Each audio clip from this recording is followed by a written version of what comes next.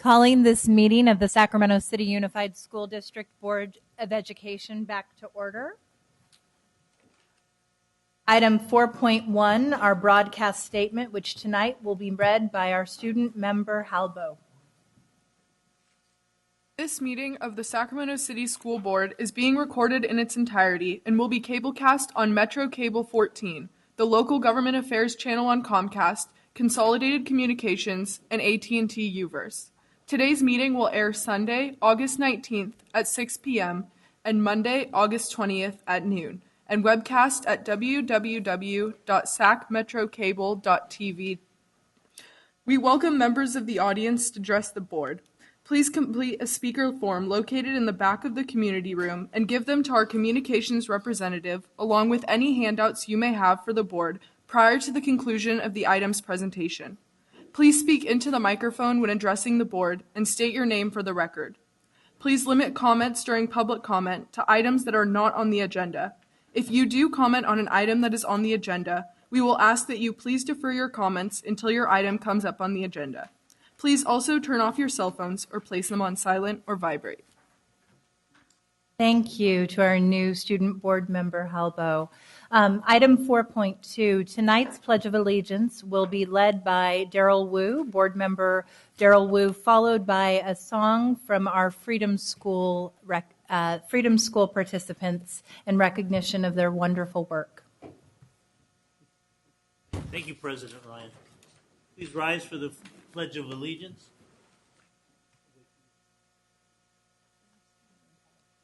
I pledge allegiance to the flag of the United States of America and to the republic for which it stands, one nation, under God, indivisible, with liberty and justice for all. Thank you, Board Member Wu. Tonight we have the opportunity to hear from a remarkable group of students that are near and dear to my heart. My own daughter, Brooklyn, and my son, Tristan, have had the opportunity to be Freedom School scholars, my daughter for 2 years, my son for 1. Before we ask you to come up and share something inside so strong, I am going to have the privilege of reading a bit about the work that your exemplary organizations are leading. First, Jackie Rose and the Rose Family Creative Empowerment Center, formerly Focus on Family, have led a successful 30-year program really providing access to high-quality and life-changing services and enrichment opportunities to help build the confidence and capacity of our community to overcome historical predictors of underachievement and gang involvement, including poverty, substance, and physical abuse, food insecurity, and other traumatic experiences. Rose Family Creative Family Empowerment Center currently operates after-school programs at Parkway Elementary, Susan B. Anthony Elementary, John Still K-8, Luther Burbank High School, and Phoenix Park. We're also very proud to say that for the past 4 years, they have operated CDF Freedom Schools, of which my daughter was a participant. This year, they operated Freedom Schools programming at John Still and also operated at Parkway Elementary. Tonight, they will be joined by the Roberts Family Development Center, who also operates Freedom Schools, to lead us in a traditional harambe. But before they do, let me share a bit about our wonderful partners in Freedom Schools at the Roberts Family Resource Center. Rooted in the civil rights movements and youth-led efforts to make a difference, the Children's Defense Fund Freedom Schools model combats summer learning loss through a broad range of integrated activities. The model focuses on the importance of literature, adult involvement, social skills, and service in the overall development of children. The model's award-winning integrated reading curriculum fosters an I can make a difference attitude in both the children served and the young adults facilitating the curriculum. Freedom Schools is a 6-week summer program. The daily schedule includes 30 minutes of harambe, a Swahili word for let's pull together. So tonight we're going to have an opportunity to hear from some of our Freedom School scholars, and I see my daughter's teacher, Mr. Jordan, also in the audience. Shout out to Mr. Jordan. If you can please come up to the dais to lead us in harambe.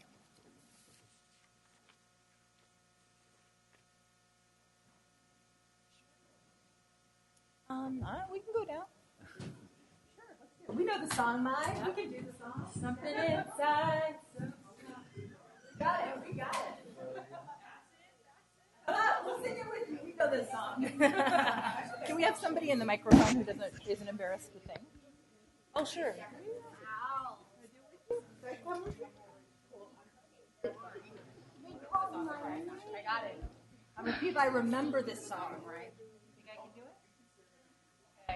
Okay, so we're going to be singing the motivational song portion of Harambe. And this is the song that all the kids love, and it really gets them excited. And it has a lot of positive affirmations. That's why they love it so much. So we're going to be singing that for you guys.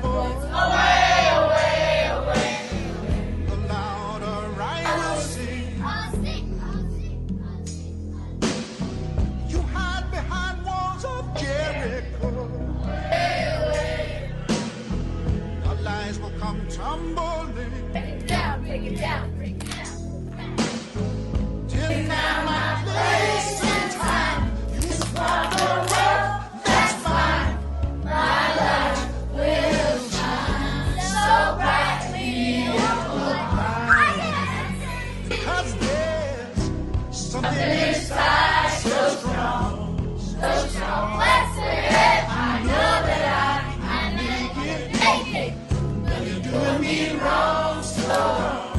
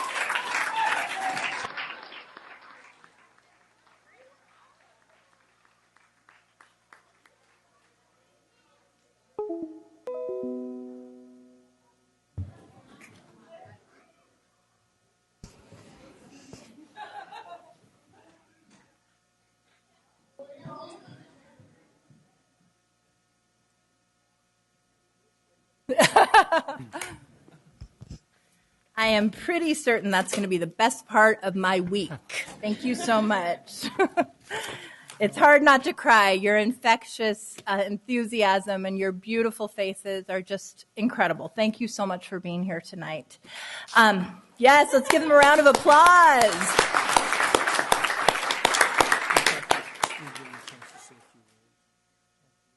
If we can call Jackie Rose and Daryl Roberts up to the podium, they're going to say a few words.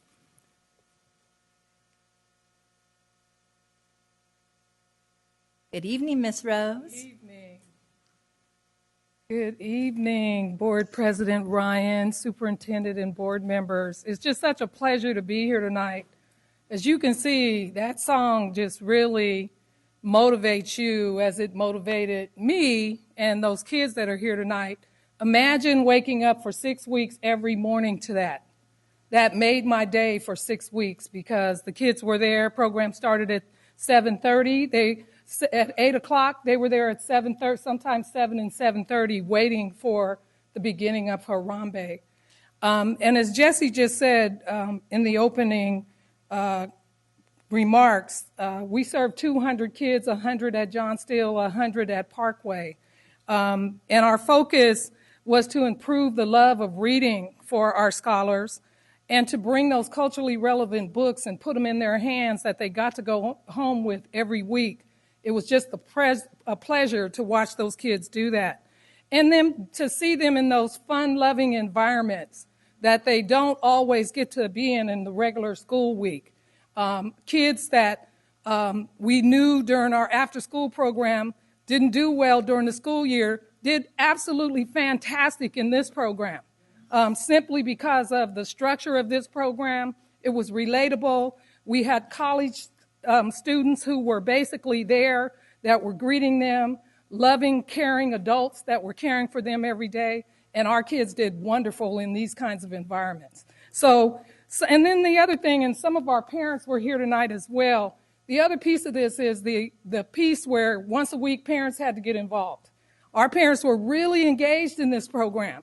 And as you know, it's really hard to get parents engaged. But they were engaged in this program. We did innovative outside of the box. They went on every field trip we went to. We went to San Francisco. We went to Sac State. Some of the parents had never been to those environments before. So to expose them to those types of things is a wonderful thing for us to continue during the school year. So we're excited about that foundation we've laid with Freedom School. And so the other thing that we actually did, our schools are in South Sacramento, and our schools have gone through a great deal of trauma and a great deal of situations where our kids are dealing with loss, dealing with generational poverty and generational trauma in our communities. So this program is a way for them to actually engage. Our staff went through trauma-informed training, and some of the things that we did were around those books where we actually could get some books that actually talked about those kinds of things. Our kids were able to talk about it and to go through the healing process as well as our parents. And so we did Zumba, we did Paint Like a Butterfly, we did all kind of things with our parents, and our parents were really engaged. So I just wanted to talk to you a little bit about that program.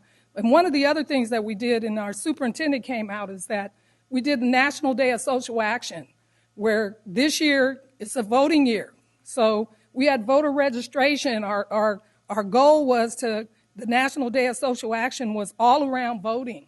So we had the voter registration people come up and set the booths up, and the kids got to vote in a regular booth.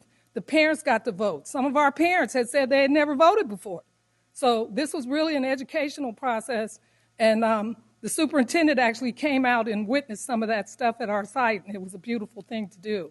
So again, Freedom School is near and dear to my heart. This is a wonderful program, and it's a pleasure to be here tonight with you guys. So thank you. Thank you so much, Ms. Rose, for your leadership. There's not much more I can add to Freedom School because Ms. Rose has done an excellent job of explaining to you the various components, the commitment, the diversity within Freedom School, that social action component, which truly is an important part of what our kids are learning. But I'll tell you, one of the things that you can't help but miss are the words to the song that the kids sing, Something Inside So Strong. Mm-hmm. It is the determination that comes with having to fight through a daily struggle of challenges in the communities where they live. Whether we talk about the trauma of recent killings in our community, whether we talk about racial injustice that occur far too often, Freedom School has given our kids the ability to be able to talk about those things, our parents to be able to address those things, but more importantly, giving our community an understanding that they must be unafraid to come to board meetings, to come to the school, and to hold folks accountable. And quite frankly, I'm hoping that Freedom School gives us the ability to start saying to you, look, you are training our future. You are funding the training of our future. We appreciate that. But also hear the voices and understand what the challenges are. Tonight you'll be talking about some issues that we really don't want to talk about. We talked about this 6 months ago at the very same high school, some of the racial challenges. Well, quite honestly, we shouldn't have to continue to talk about that. What Freedom School talks about is diversity, talks about putting in front of our kids people who look like our kids, who understand the plight of our kids, who understand the situations our kids come from. I encourage you to continue to be bold enough to address those issues, to no longer allow those things to happen, which have happened recently on McClatchy High's campus, and to say enough's enough, we're tired of it, we're going to change things. It does take something inside so strong for us to do things differently. I challenge you as a board, as a superintendent, as members of this community, and as kids in our Freedom School and parents in our Freedom School program, to not just come be here tonight to sing something inside, but be prepared to work with you and also challenge you and assist you as change is occurring in our district. We appreciate your support for Freedom School. It has not only become infectious in Sac City, but in 4 of the school districts, where more than 700 other kids participate in Freedom School as well. So totally, almost 1,000 plus children participate in Freedom School in the region. Sac City is the first Freedom School site. Ms. Allen, thank you very much for that early support. But with that early support came an understanding of others that this was important. So we look forward to continuing that work, but we also look forward to hearing how you're going to make some changes happen this year, sir. Thank you very much, Mr. Roberts.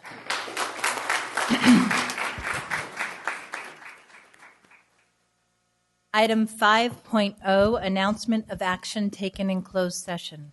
I have none, Madam President, but the superintendent does. I'm pleased to announce that the board, by unanimous vote of 5-0 with board members Hansen and Pritchett absent, approved this evening the appointment of Mr. John Quinto as Chief Business Officer.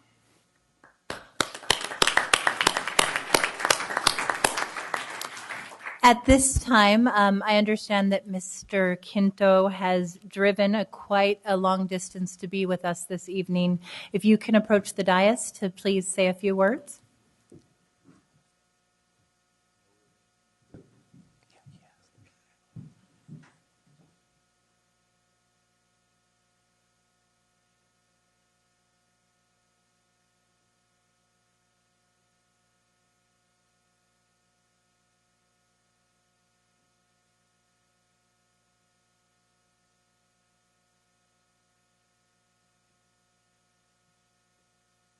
Well, good evening, Board President Ryan, fellow board members, Superintendent Aguilar, and cabinet members.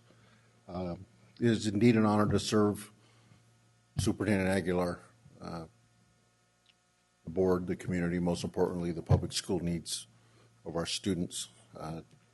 We did travel a little bit, so I'd be remiss not to introduce my bride of 35 years, Terry, and we thank you for this great opportunity. Thank you, Mr. Quinto. Thank you, Terry. We are thrilled to have you join the district in this important role. Item 6.0, agenda adoption. Do I have a motion? So moved. Do I have a second? All those in favor? Aye. Motion carries. Item 7.0, public comment. Yes, we have 9 members in the public with public comment. If you could come up when you hear your name called. Marion Bryson, Peter Clark, followed by Judy Moneymaker, Jackie Rose, Laureen Pryor, Daryl Roberts, James Halderman, Allegra Taylor, Pastor Chris Logan, and Kenya Martinez.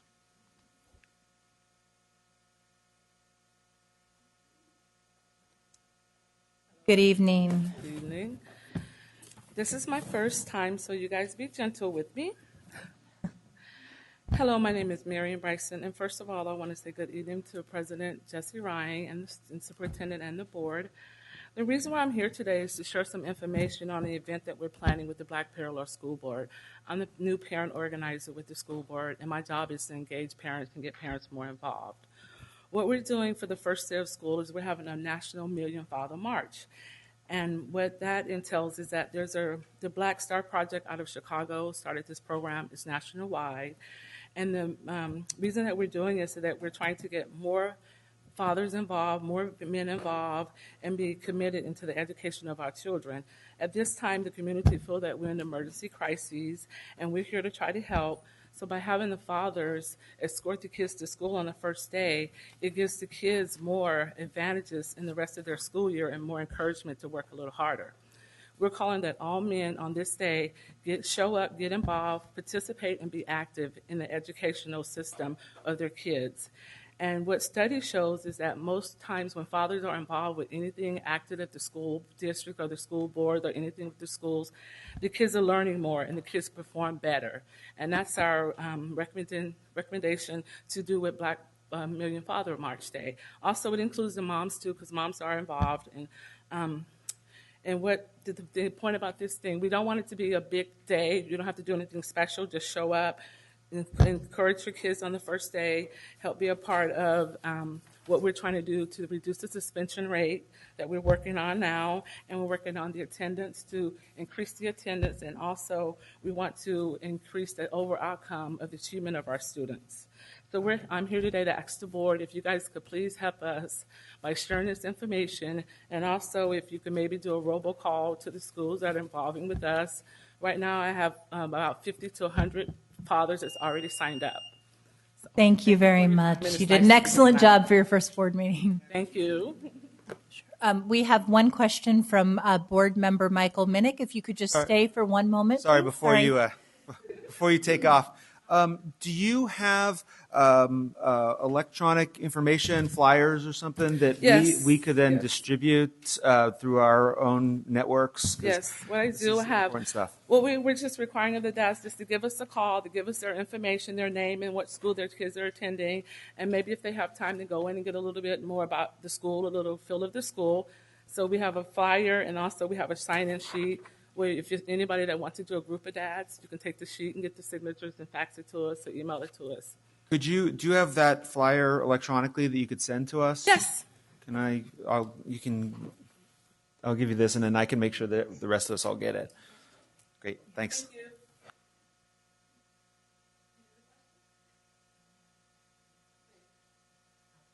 Thank you very much, please.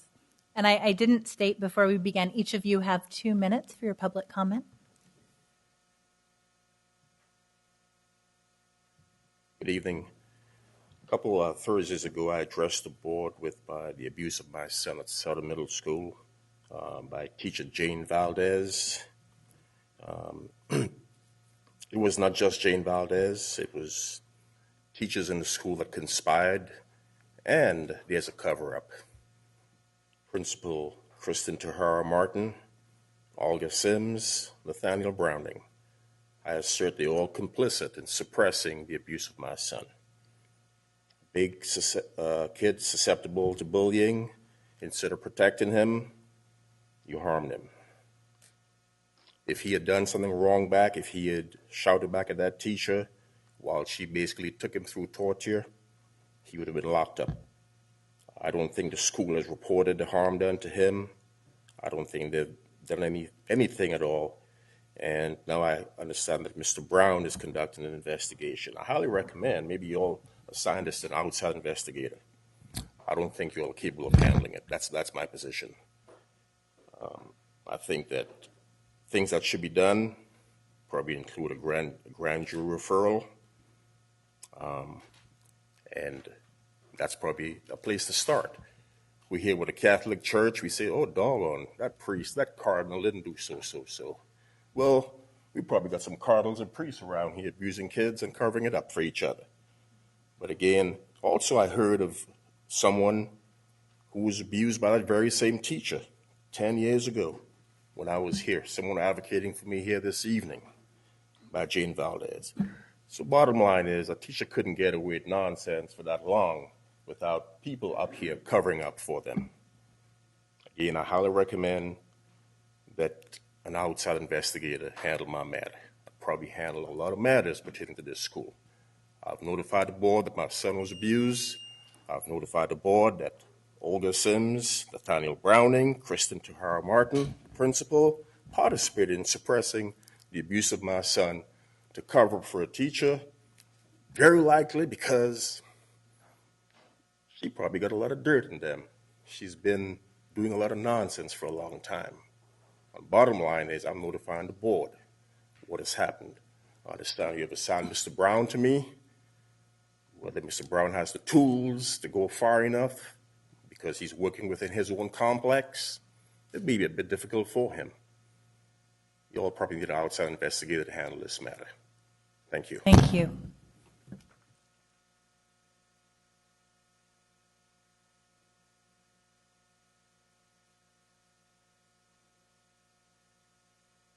I'm Judy Moneymaker, and I'm letting you know that Eastland School intends to submit a charter school application for the 2019-2020 school year. Thank you.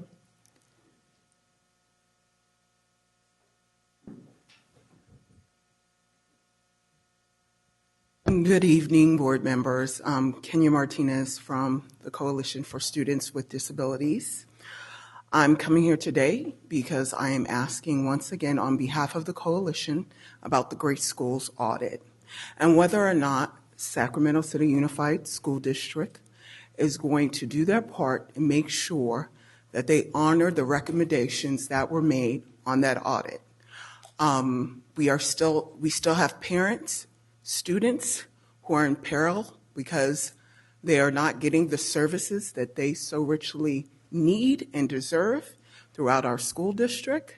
So I encourage the board to continue to push forward and follow through with the recommendations that were made in the audit. Thank you. Thank you for your continued advocacy.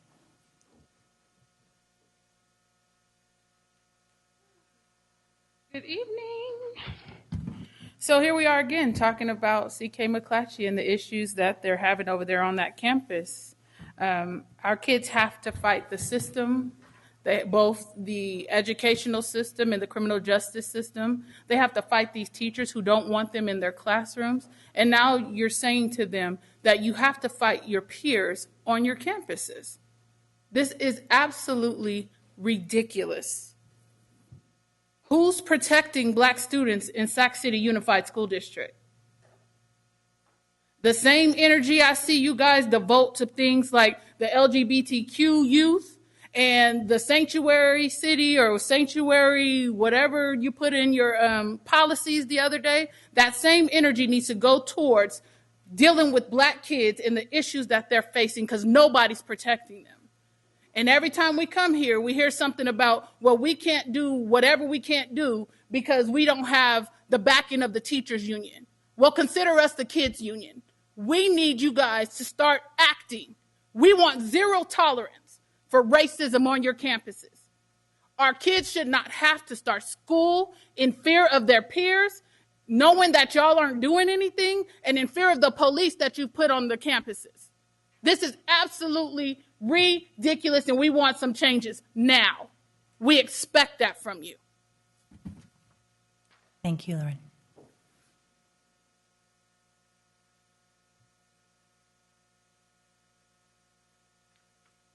Well, just to pick up where she left off at. So, when a black child is being harassed, bullied, racially profiled, just blatant, cruel hatred acts against them. You all expect them to come to school and be functionable. Do you not think that our children have feelings? Do you think that because Black people have a resilience, that our children are just going to normalize the constant abuse that they're experiencing in your school district? No, they're not. And they shouldn't have to. The same way you quickly penalize, suspend, expel Black children is the same way we want to see you quickly deal with these two children of privilege who felt that they had a right to do what they did. It was cruel, it was hatred, it was racist, and we want you to do something about it. If you continue to allow white children of privilege to do the things that they've been allowed to do in your district, what are you going to do when the Black children get sick and tired of being sick and tired and start reacting to some of that hatred that they're experiencing? You'll be quick to expel and suspend our kids. We know how that works. We've seen you do it. Start doing that with some of these privileged kids. I don't care if their parents are doctors, lawyers, or 45.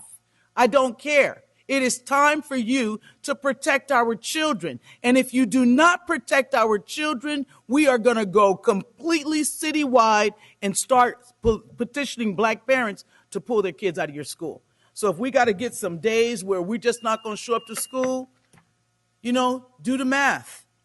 That's the next steps that we prepare to take. We're expecting you to do something about the children that felt they had the right to do what they did. Thank you. Mr. Roberts.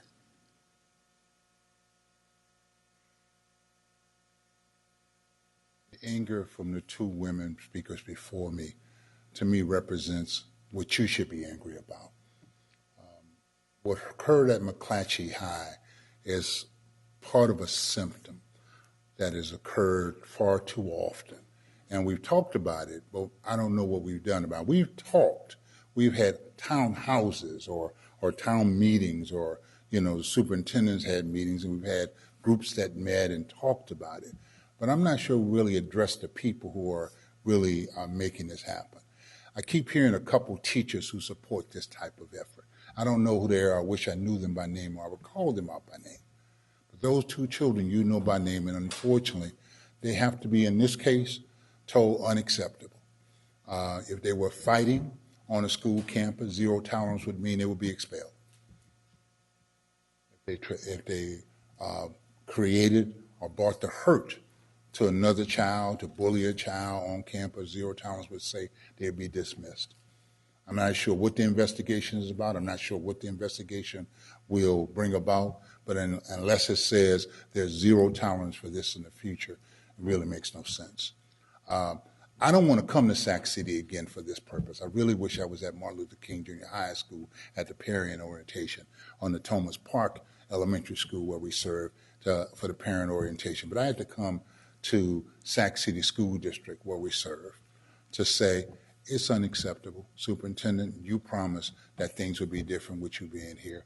I'm expecting you to hold up your promise. Members of the board who I know personally, as you know, I'm going to continue to call you, continue to text you, continue to Facebook you, and let you know this is unacceptable. And until you say it's unacceptable, things will remain the same. Thank you, Mr. Roberts.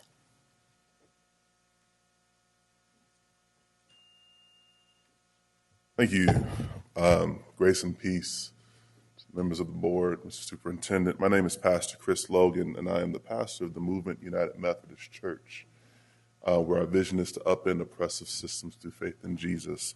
I want to pick up where they left off. They focused on how we should handle the students who dealt with the racism or who were doing the racist activity. I want to talk about the treatment of our Black students in our schools.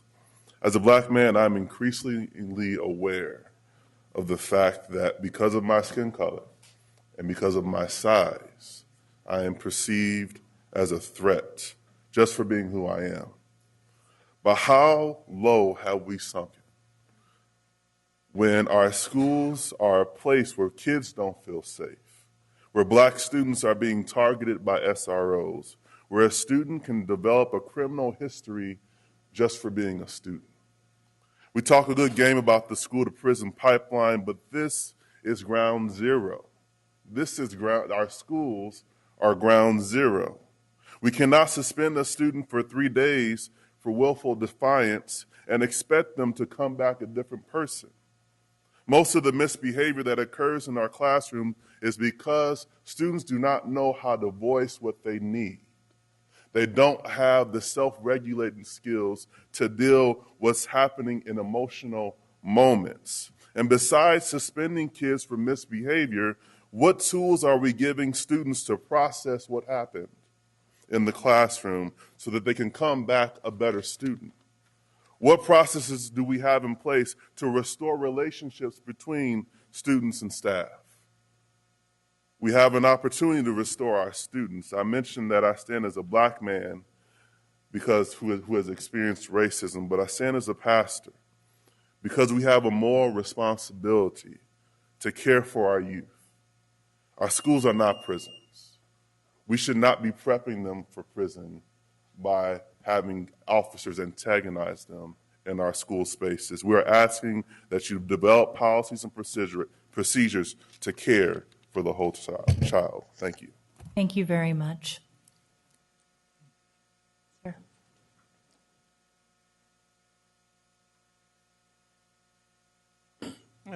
Good evening. My name is Charles Taylor, and I'm here to talk about the McClatchy situation. It was to my attention that people involved in this last incident were also participants in the cheerleading scandal at McClatchy over the last school year. And this seems to be an ongoing problem at this school. And until you guys decide to do something that's going to be having an effect that they know that this cannot continue, it has to stop. And until something is done, we'll continue to be here and supporting our black students. It's time for them to be recognized just like any other student, have the same privileges and be protected in the same manner and not have to be afraid to go to school. Or if they do go to school and get into an altercation, they know they will be sent home and suspended. So we want you to give them the same consideration that all the other kids are getting. Thank you. Thank you, Charles.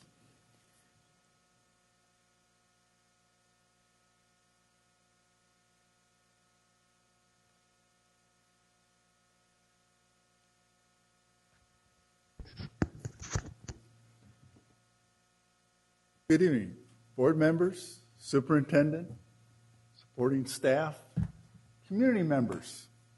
I approach you tonight and I appreciate the opportunity to just take a few minutes of your mental capacity to focus on tomorrow, the future, and how it gets there. And that is in the area we hear a lot about. Some people say STEM, some people add the arts and call it STEAM. And then there's beyond that, the thinking there, because at the elementary school, how does a student get introduced to that? If it's not at home, how do they get it? Well, I encourage the schools to establish at every school at least some form of a 3D printer, because that's the early stage of the effort.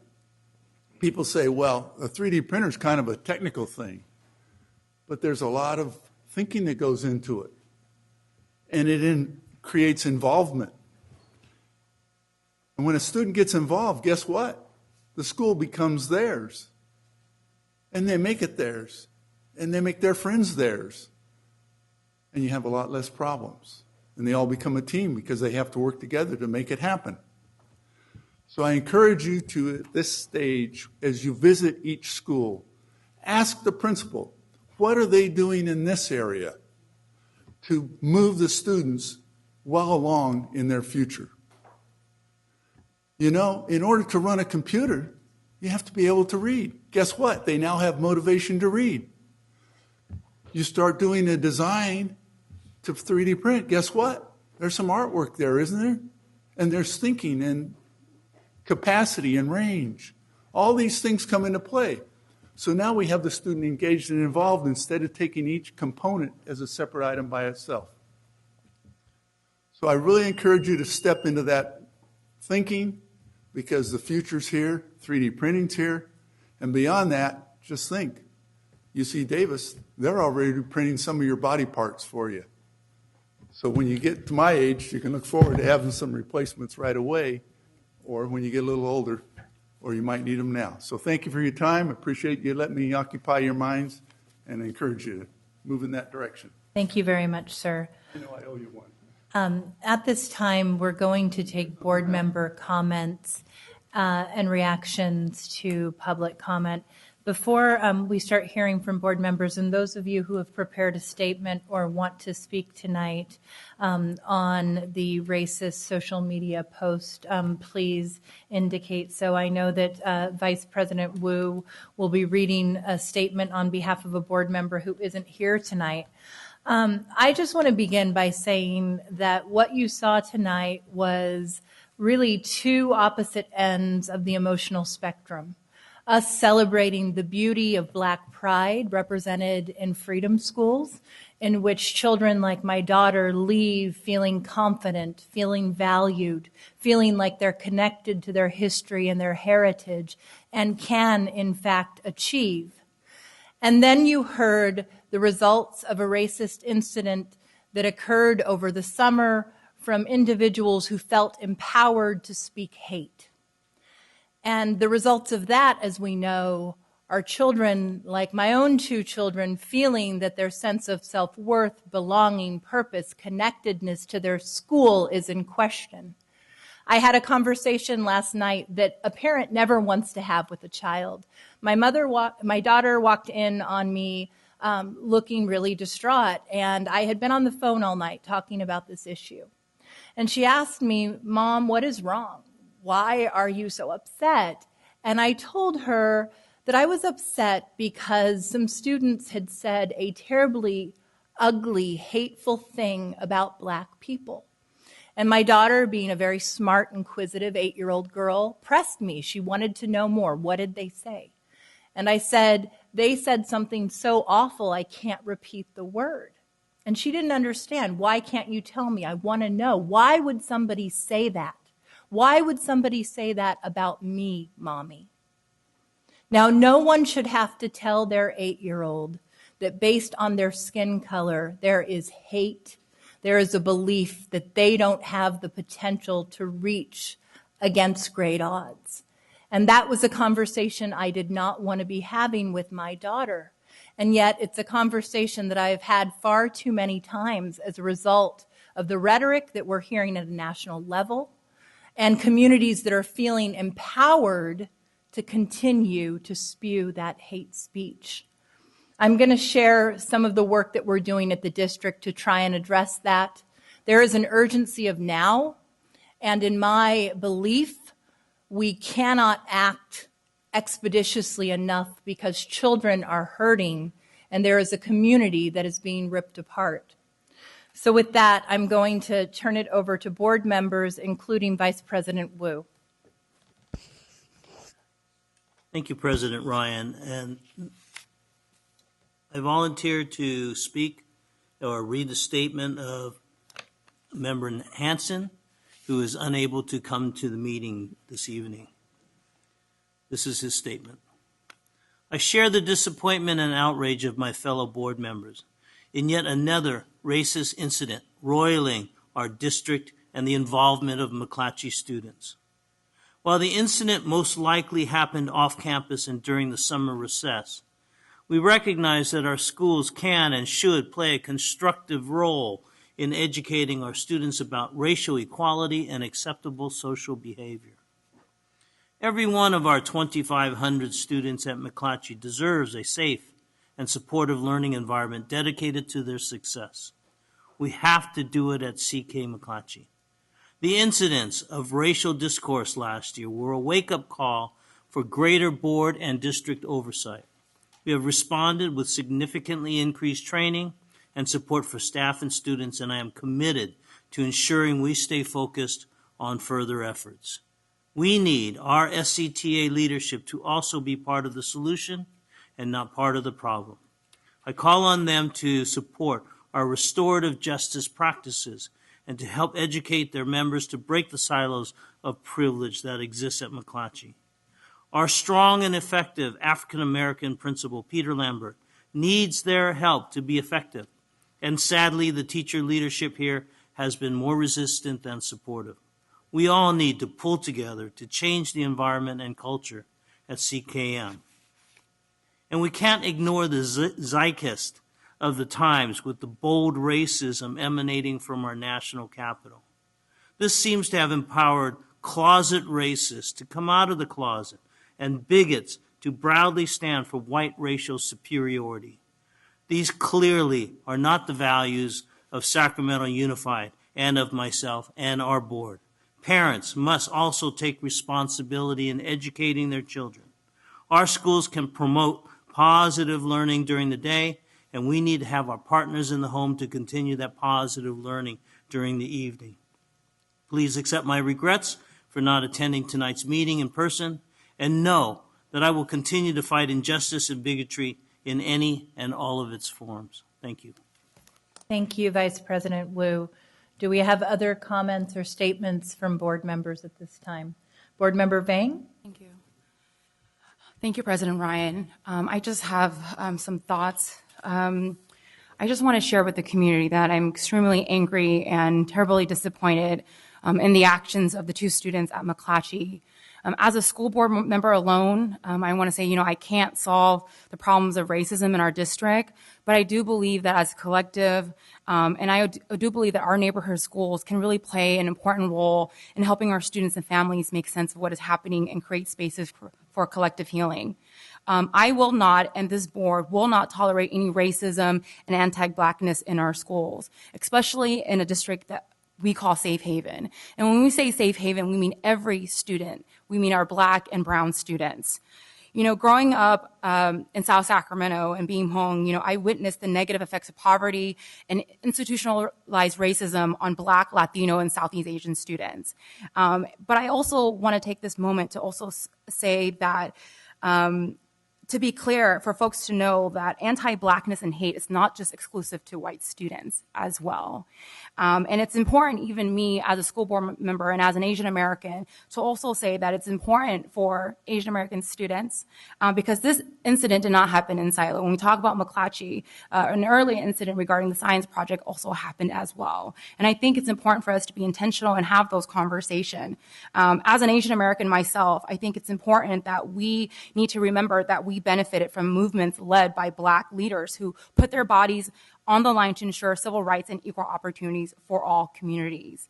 I think oftentimes even within our own families, within our own communities, and within our own schools, we're taught to always just teach students to learn, but we never really challenge our students to unlearn and relearn and challenge what's happening around them.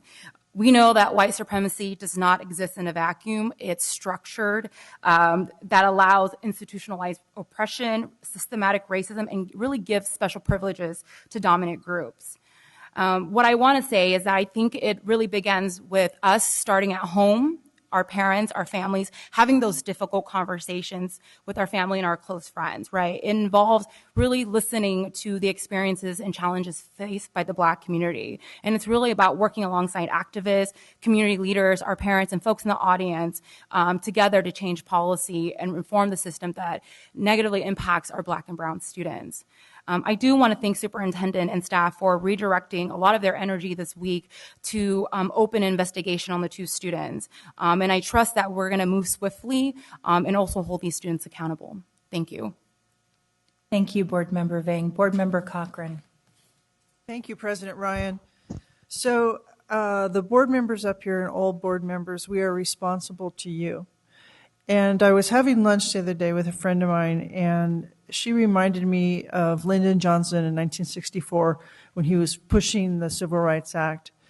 He had a difficult time. The Southern Democrats were in his way. And as a man from the South, he knew exactly what he was up against. At one point, he had a discussion with black leaders, and he said, "Make me do this so I can stand up to them. Make me do this." And by the comments tonight that I've heard from the people who've come here, you're making us do this.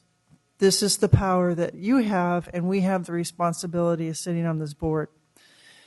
Making us do it's not going to be easy, but the pressure has to be kept up, and the help has to be kept up. We have to work together to do this. I'm very, very proud of the student presenters tonight, and all of us on the board are listening to the community. But it's more than just listening. We have to do this. We have to be responsive. But I do ask that as you pressure us, that you work with us, and we work together to get this done. Thank you. Thank you, Board Member Cochran. At this time, we're going to hear from our student board member as well. The destruction of a child or teen psyche that comes from the use of racial slurs and racist rhetoric has been empirically proven. What the students at McClatchy did is not okay. It is not what I wish to see in my district. It is not what I want to see from my peers. As a student of this district and the representative for all the students in this district, seeing those statements made within our district is saddening. We as students, parents, teachers, and community members can and will make a change. Put pressure on the students. We can and should be part of the change. Thank you very much. I am going to read a statement because I fear that if I just speak, I will become too emotional right now. I do want to say in prefacing the statement, I look into the faces of these beautiful young people from Freedom Schools and think that we cannot fail these students as we are failing far too many students every day.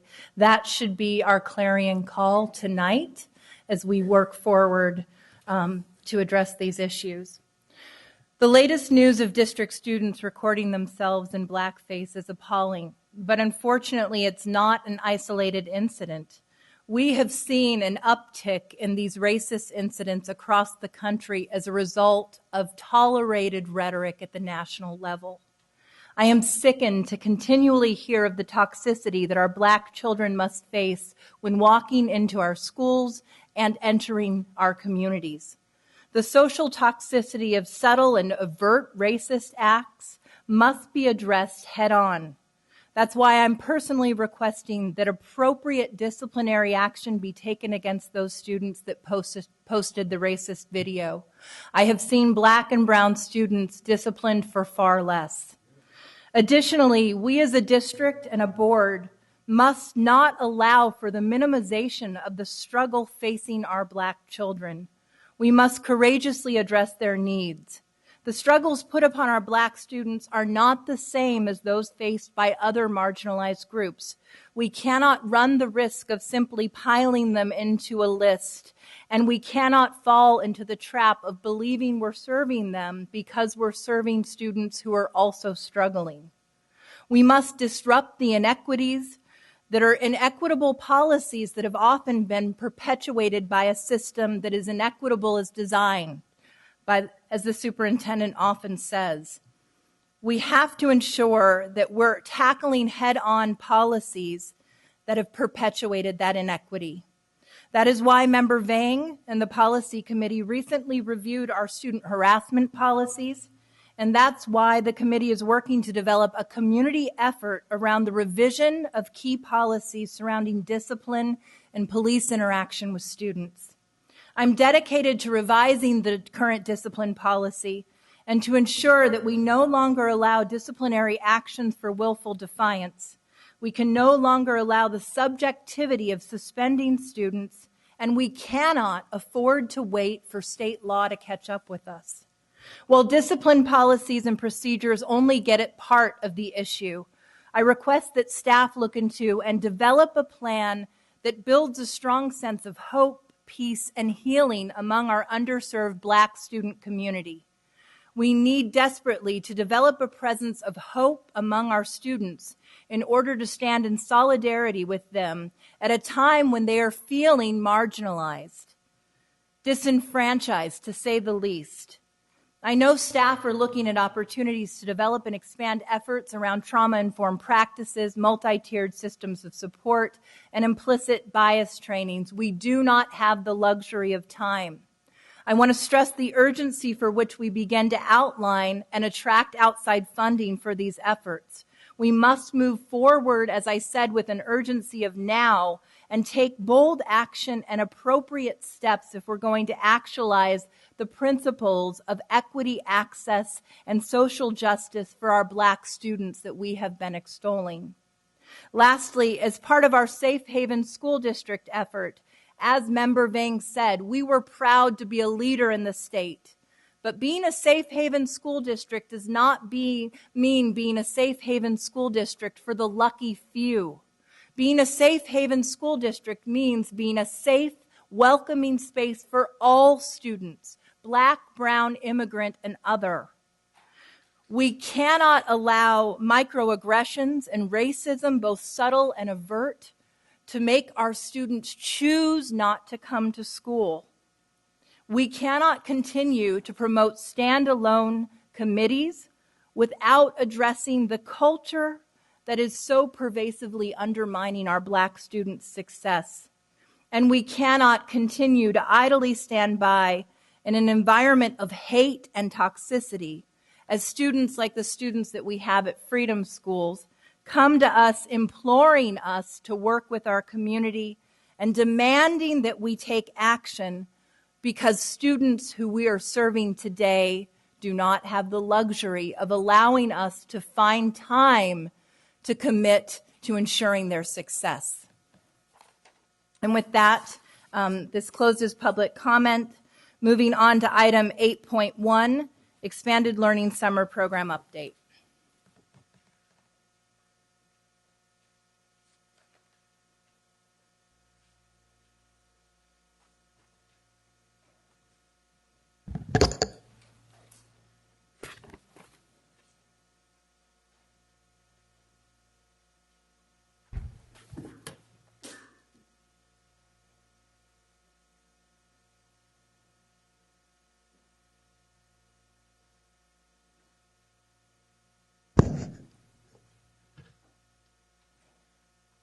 Good evening, Board President Ryan, Superintendent Aguilar, and members of the board. My name is Iris Taylor, and I am the Chief Academic Officer. And tonight joining me are a team of folks from who participated or were involved in the creation and implementation of our Expanded Learning Summer Program.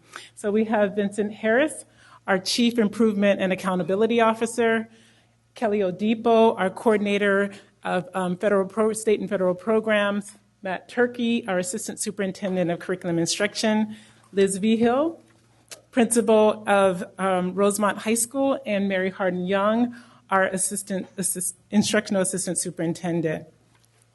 So as you heard tonight already from Ms. Rose and Mr. Roberts, Sac City was able to offer an array of really rich summer programming for our students, summer learning opportunities.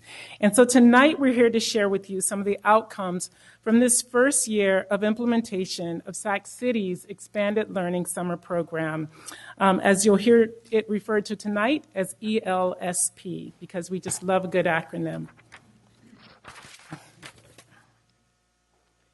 So if you recall the genesis of this summer learning program, it was really born out of a desire to address some of the results of the inequities within the system.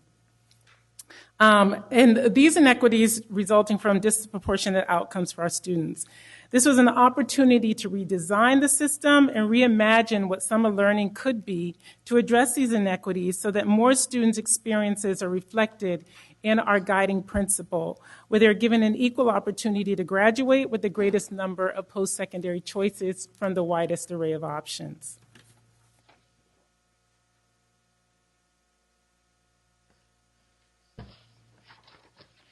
ELSP, like other district initiatives, was developed and implemented through a lens of equity, access, and social justice.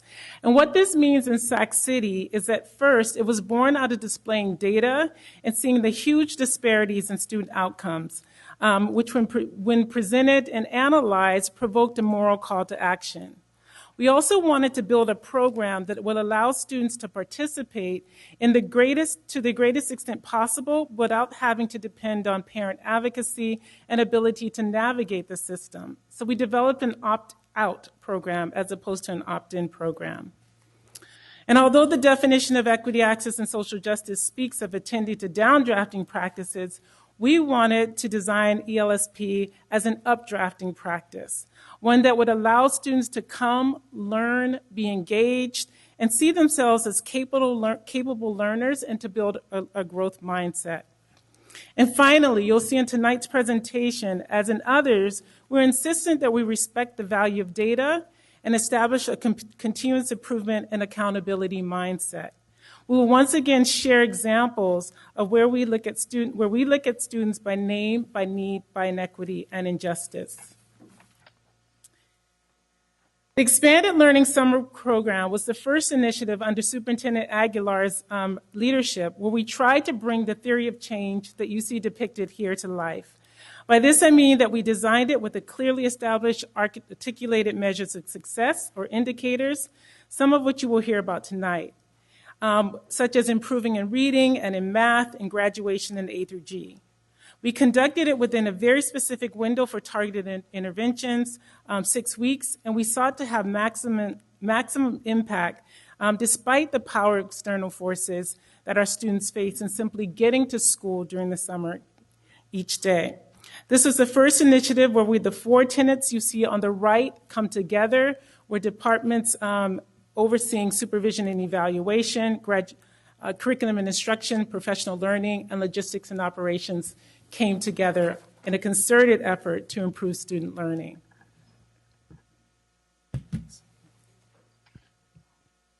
Good evening, Superintendent Aguilar, members of the board. So to get all of those 4 tenets working together, as Dr. Taylor just mentioned, needed that we have representation from each of our departments on a steering committee.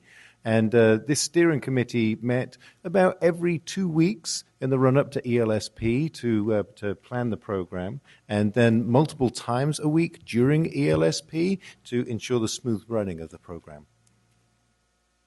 There were 6 distinct different programs in ELSP, each with their own curriculum.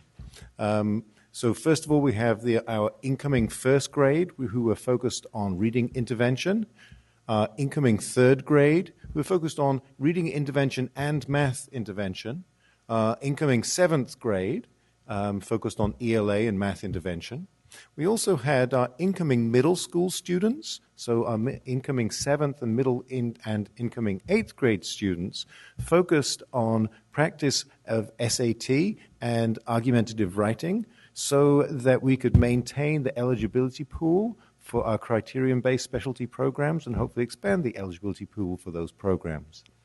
Within our high school programs, there were 2 different things going on. So there was credit recovery for intervention purposes for those students who had failed classes, and also original credit enrichment.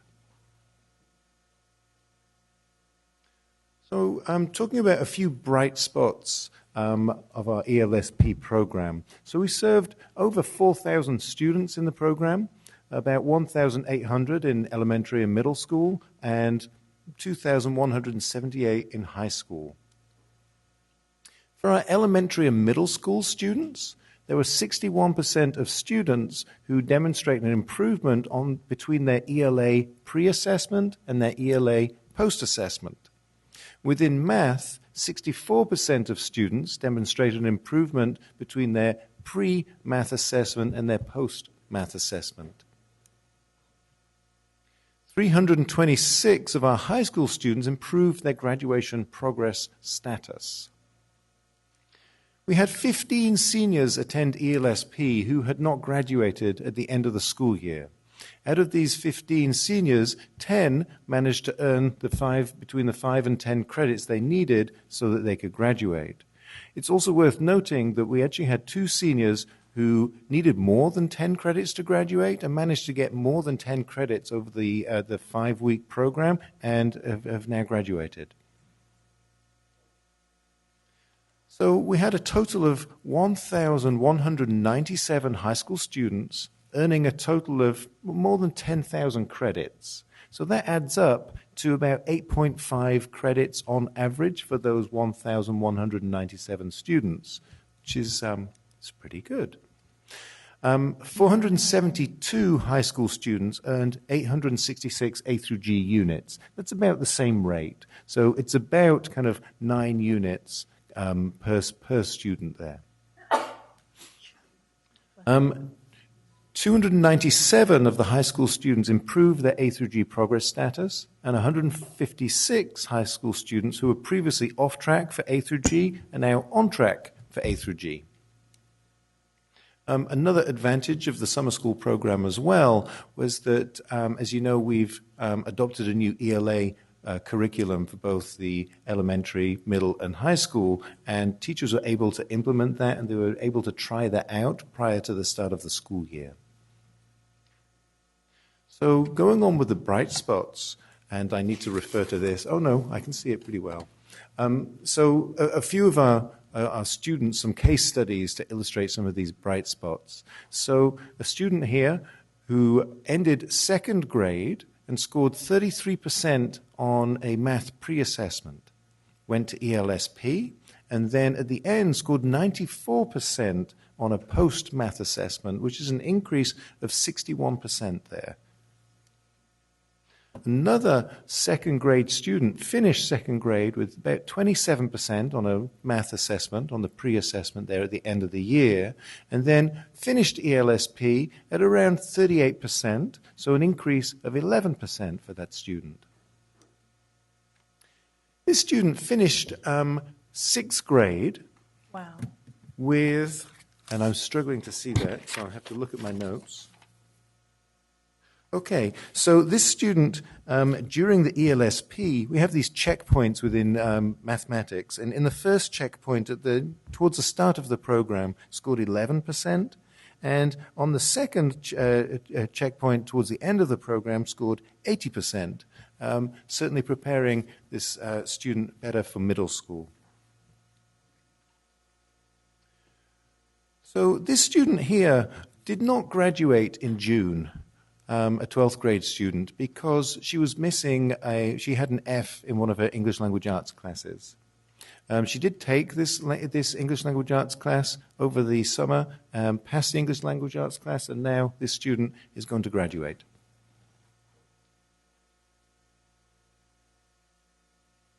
This student was ended 11th grade.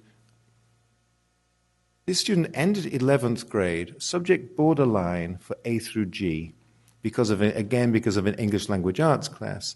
Took the English language arts class over the summer, gained a credit for a C or above, and is now starting her 12th grade year on track for A through G. Thank you.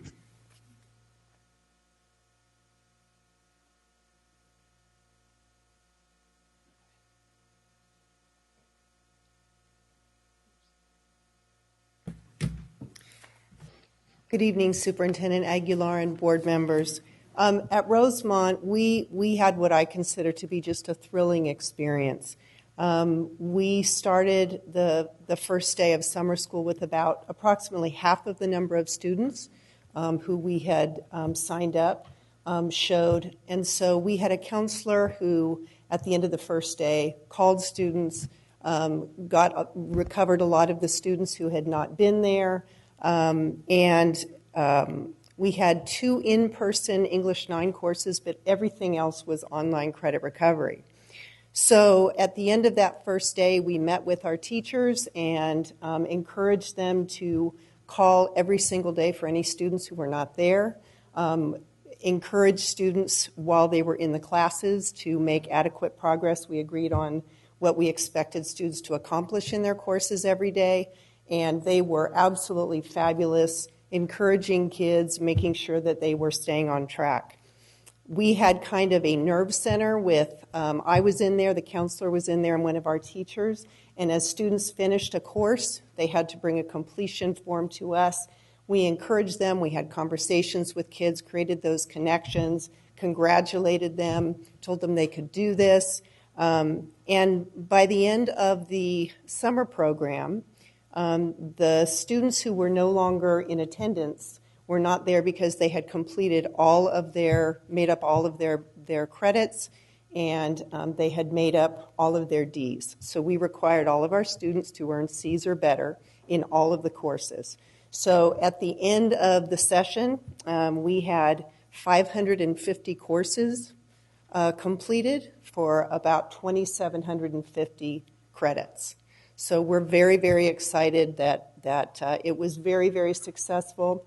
We're going to track those students over the course of the year and say if this also impacted their attitude about school, and perhaps, see how they're doing in the following year to see if this had kind of a permanent impact on them. But it was a real group effort from the teachers, the support staff, and we're just really grateful that we had this opportunity to help our students achieve grade level readiness.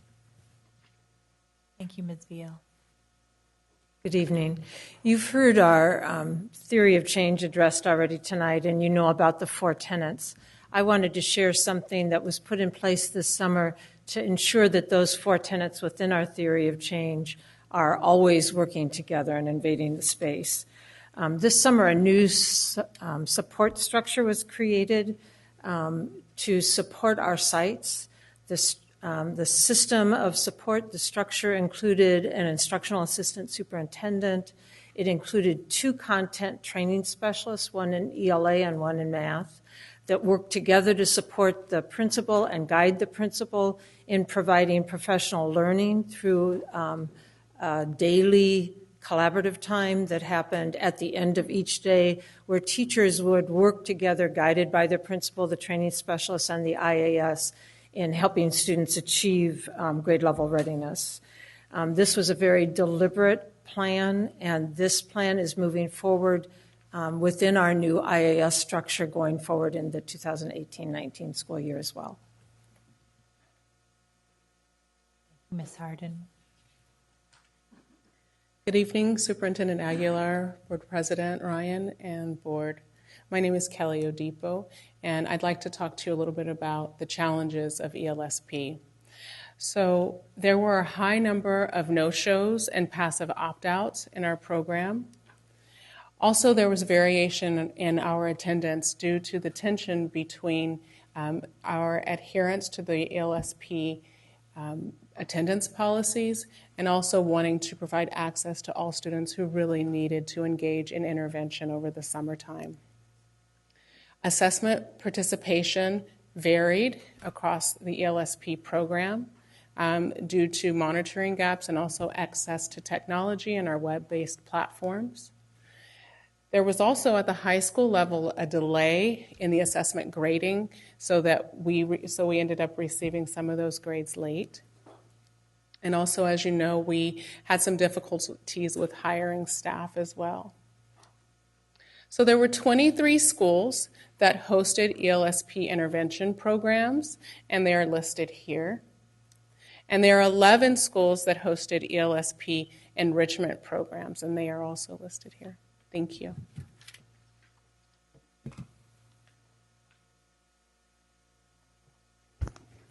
Good evening, Board President, Board members, and Superintendent Aguilar.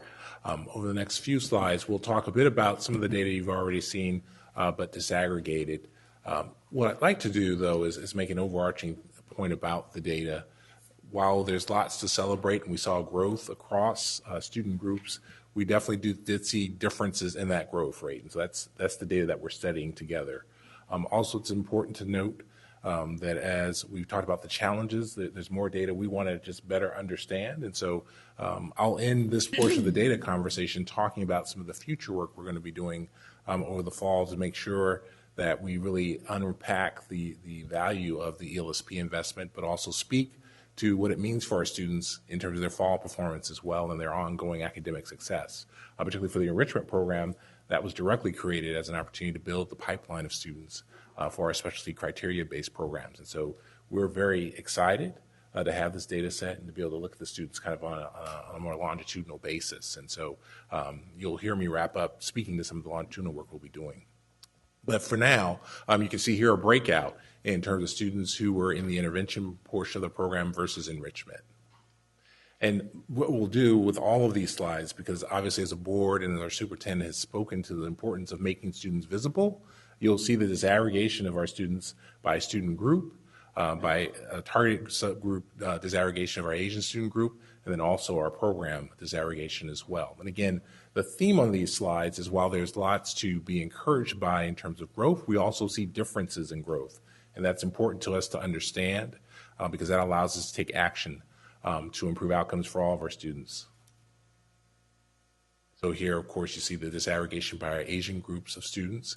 And again, you see the difference in terms of students who were in enrichment versus intervention, which is also another conversation for us to have as we think about, you know, the eligibility pool of our students for our specialty programs going forward. So we did do some analysis of students who did not attend because we know that's really important as well. And so you'll see that we had 165 students that we were able to contact and get from them the reason they weren't able to attend. You can see obviously we've got the reasons all organized from highest to lowest. And so this is really important for us because this gives us an opportunity to think about as we apply our own cycle of continuous improvement to this work, what are some of the things we need to be very intentional about communicating and to whatever degree we can mitigating. So if we do something like ELSP and frankly other types of programs of this nature, again, we learn from some of the reasons why some of our students and families weren't able to participate, so that we can address that as something to fix going forward in cases where we can. And you see here really the biggest ones were ones that I think all of us can appreciate as being very reasonable: conflict with work-home responsibilities, and we know that summer is a big time for activities for students. So ultimately, as we think about the opt-outs, we know we can't get that to zero, but we definitely want to mitigate that as much as we can. So really importantly, of course, and you've already heard the headline here, in terms of performance on the pre-posts, this just again provides greater disaggregation by grade level, so you have a sense of where we saw improvement and where we didn't see improvement. Because again, for us, it's important to study both of these elements in terms of the students who improved and students who didn't improve, because this will drive our own internal conversations around what can we do differently, what must we do differently to ensure all of our students are successful. This again provides the student disaggregation that we do consistently here with the board. And then here you have the disaggregation of our Asian subgroup. Again, you'll see the variation, and that is something that we're studying in terms of just better understanding what are strategies that we might do differently, practices we can do differently in order to mitigate the gaps that we see. And then, of course, our program difference as well. We did this for both ELA and math, and so this is basically the math disaggregation of students who improved and did not improve. And again, the comments stand in terms of looking at this variation. This is the fall work that we have underway. And so importantly, as you saw in the case studies, a big opportunity of ELSP was to directly support our seniors and high school students in general in terms of their ability to get back on track to graduate and for some to graduate, and then of course for A through G completion as well, because we know obviously with A through G completion is one of our measures of post-secondary choices for our students. And here we did a little bit of a different presentation, so you can see we've got this more on a chart basis, but again, the overall message is encouraging, but it's the same message in that we see variations by student group, and those are things that we're studying to make sure we try to understand what could we do differently to support our students, particularly in this notion of getting students back on track for graduation. And then also as we think about student group, student subgroup performance, same thing with A through G completion, basically the same conversation of looking at these groups of students, those who are off track, those who are subject borderline, and obviously those that we want to get on track, and basically spending time really diving into student group differences, but celebrating the fact that we can see ELSP was a win for students in our system, and that we were able to show growth across getting more students on track, moving students from off track to subject borderline, and some off track students into subject borderline status. So again, as a system, this was an important opportunity for us to actually change conditions in the present for our students. So in wrapping up, we have several next steps. I'll really speak to the first one because this is really important for us in terms of the part 2 of the evaluation. which again, as I mentioned, is our fall work. And this is really the sustainability of ELSP, because our belief is this really is going to support our students in terms of their grade level readiness. And so we're going to spend time really trying to best understand this whole notion that you see in many fields between the treatment and comparison group. So we really want to understand to what degree that ELSP have the impact we expected in terms of students who fit the profile for intervention versus students who fit the profile for intervention but didn't participate. And so that's really going to be an important emphasis for us going forward. And then obviously looking at the challenges, we want to understand why those challenges existed. And so we'll be spending some time understanding the targeted versus non-targeted student populations and looking at the variation that we saw by site as well, because we know that those give us an opportunity to learn about standard work processes that we can do in support of our students. And then finally, we shared these with you in April. These are some of the high-level kind of overall measures that we're looking at. You'll notice back to the conversation about the 4 tenets, they kind of break out by those in terms of looking at elements of logistics, looking at elements of student performance.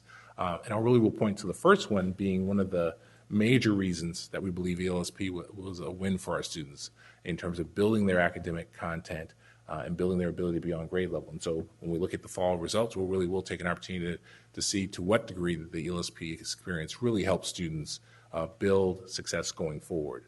Because that's probably the number one way we have to address the gaps that you see in some of the results. With that, I'll close and open up to questions. Mr. Barrios, do we have any public comments? We have one public comment from Kenya Martinez.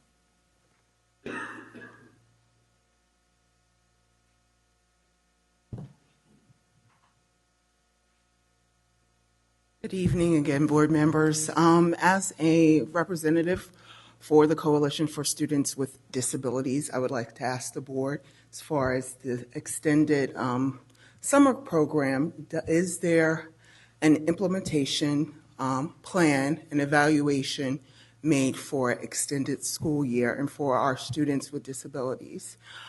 We don't hear matrices regarding the students who are served in this district. So that's what I ask of the board. That's it. Thank you. So the superintendent just let me know that we have Ed Aldridge here tonight to answer the question of how students with disabilities fared in our summer programming. Correct, Superintendent? Can I ask, why isn't that just an indicator in the disaggregated data? Yes, please. I think what Ms. Martinez is referring to is our extended school year program, which is for our students with disabilities, and the data around that. Appreciate it. Yes. Okay. Any other public comments? No further comments. With that, we'll take board member comments. Our first comment comes from our student board member.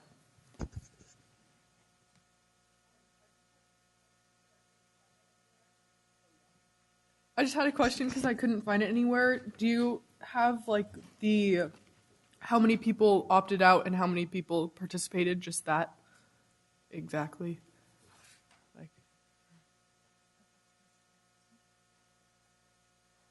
So our overall participation was just under the 4,000.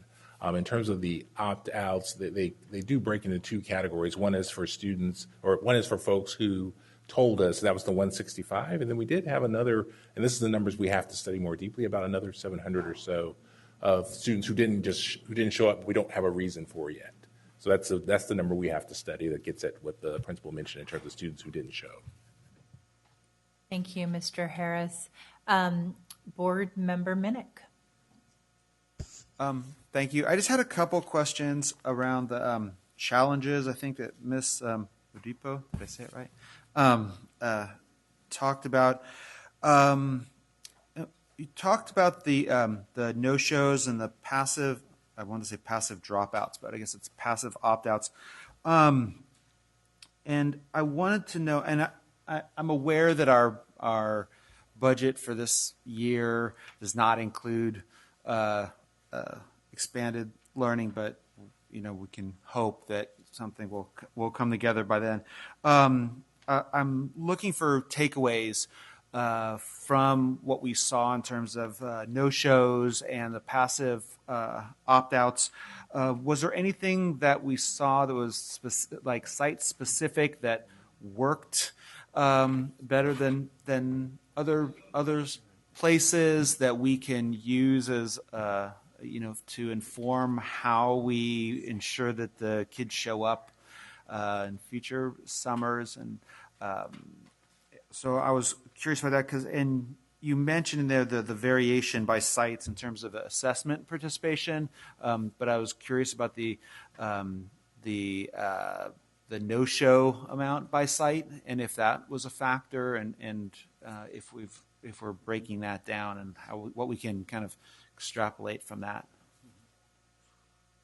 So I'll say at this point, absolutely the points you raised, the ones we're looking at, and that's part of the part 2 for us, because we've done some disaggregation, and obviously in terms of our student groups, there's a little bit of disproportionality, but we also realize we actually need to dig down to the site and get site explanations, and we're actually literally doing that right now in terms of working with site teams to try and get the narrative to help us understand kind of the high-level numbers that we're seeing. So that's something that we expect to be able to report on hopefully within the next month or so.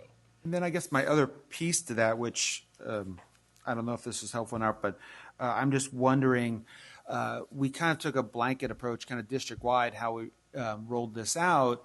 Were there in fact differences in how things were implemented at different sites in terms of getting the information out to families, following up on no-shows, that kind of stuff? Or was it pretty consistent between sites? Do we have any of that kind of information at this point?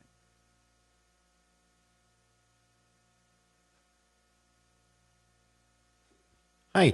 So much of it was actually consistent, and kind of was kind of directed by district office. A lot of it came, all those calls came from here and stuff. Right? Exactly. A lot of it came centrally. However, each school site was asked to do things like, okay, well, on the first day when you have kids who don't show up, just like Ms. Vigil was saying at Rosemont, then, get on the phones, okay? Chase kids and try and get them to come.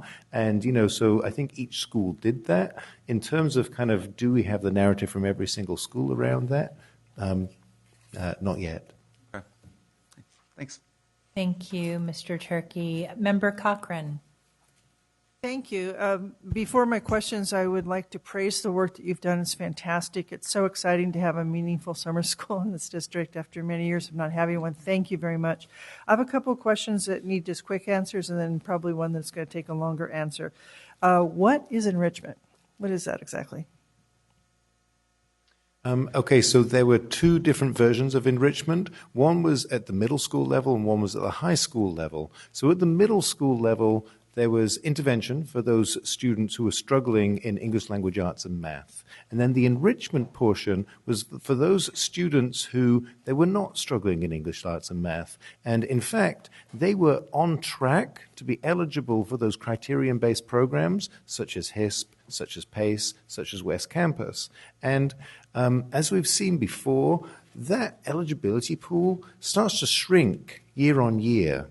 So if you track it in kindergarten, it's really quite big, and then you keep on going down through the grade levels or up through the grade levels, and it shrinks, okay? And so what we wanted to do was basically firm up that pool of students to stop that shrinkage.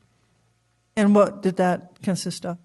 So that consisted of SAT practice and argumentative writing practice. Okay. Because in terms of kind of the admissions to get into those programs, right, those are the kind of things which you have to do. So it's specifically practicing that. Thank you. I appreciate it. So I don't know if you have this data, but do you know how our enrollment compared to other similar summer school programs in other districts or? No. Okay. Thank you. So can you turn the slides to number 14, please?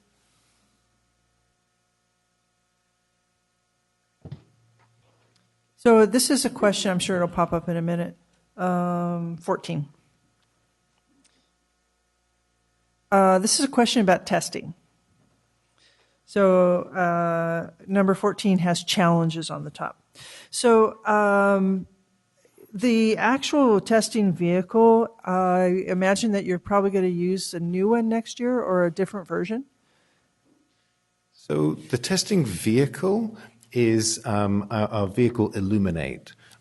What a lot of our technical problems is when you have a publisher such as, let's say, Benchmark, okay, who our English language arts come from, is we need to get the questions out of Benchmark and then put them into Illuminate and then get our teachers access to that so then they can actually then distribute it out to students. And in terms of my technical expertise, Member Cochran, that's kind of as far as it goes. No, I completely appreciate that, and I understand those types of difficulties.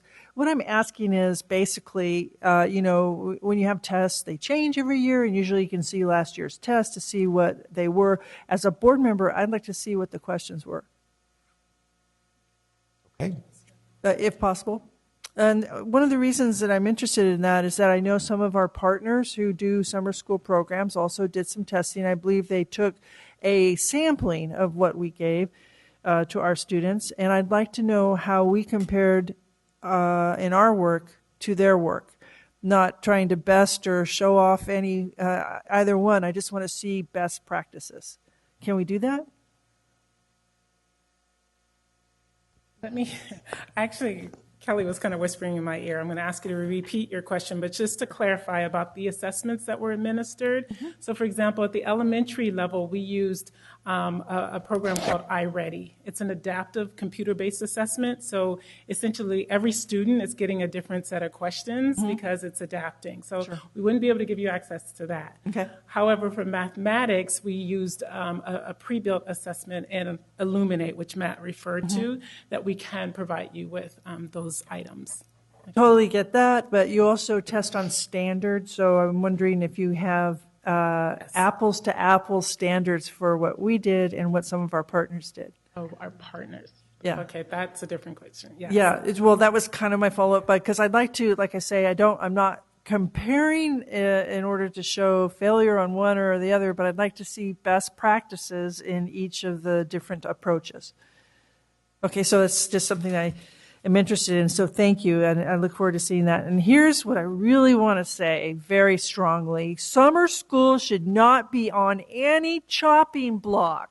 And I know our budgets are something that we have to wrangle with, but this is the best thing I've seen since I've been on the board, a robust, wonderful summer school. Thank you to this team, and I will make it my purpose to support summer school and keep it in this district. Thank you, Superintendent Aguilar. Thank you, Board Member Cochran, for your passionate support of ELSP.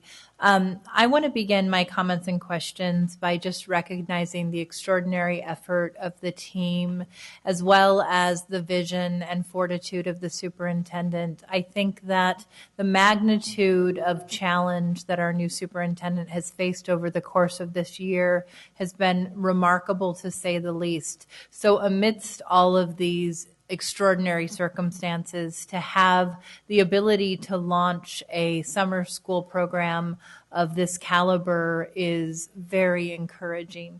Having been a parent to a child in the program, I had a bird's eye view to what worked and areas where there are potential for improvement.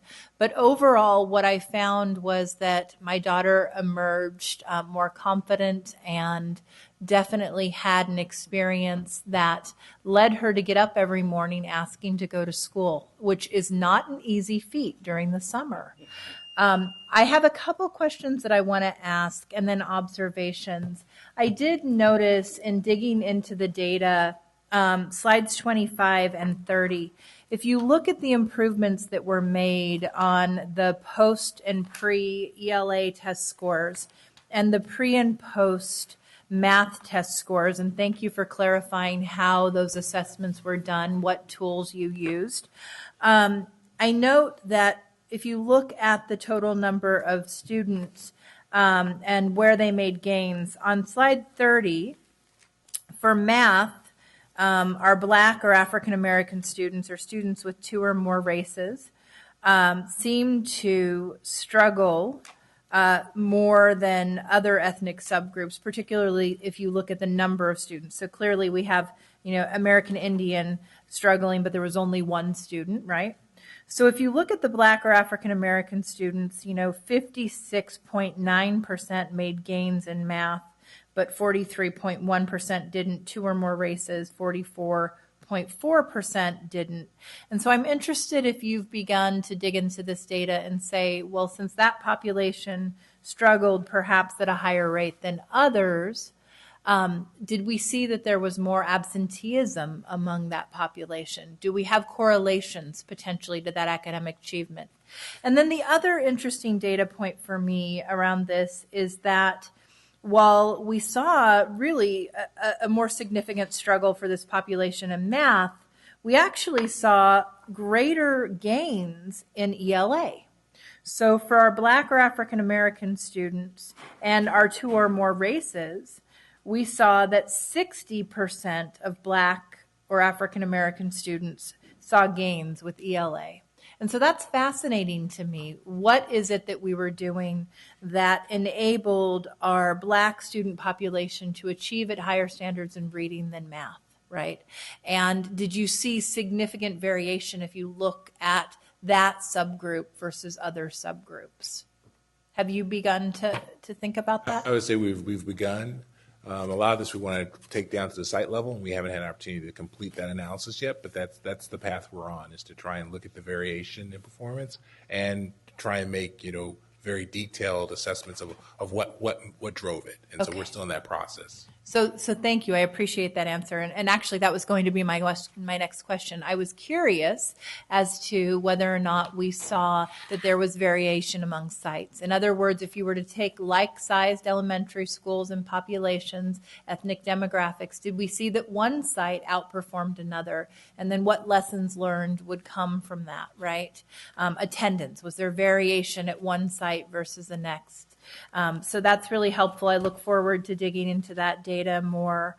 I have to say that, when I look at slides like slide 8, and we're seeing that some students went from 33.3% on track towards meeting grade level readiness in math to 94.4% with a 61% gain. That is absolutely astonishing and exciting to me, particularly when I see that that is a subgroup that is quite often left behind. And so, I'm very interested in figuring out, what classroom was that? What happened in that classroom?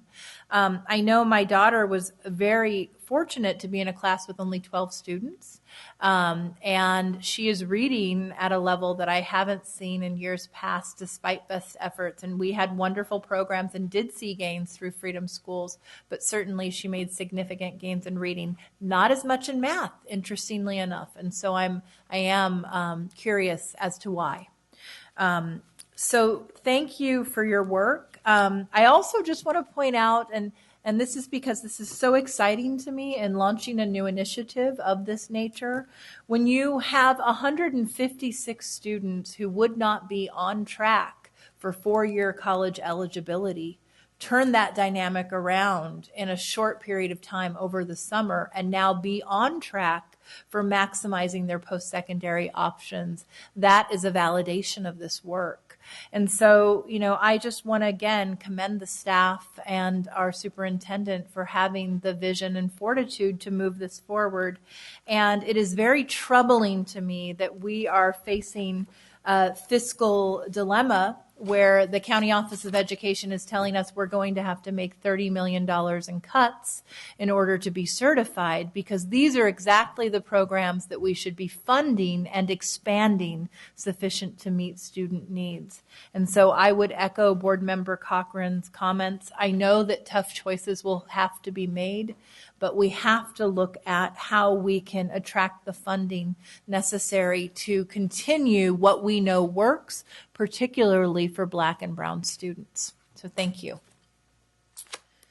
Moving on to our next item, item 8.2, approving resolution number 3021 or 3022, the material revision of the charter petition for Gateway Community Charters.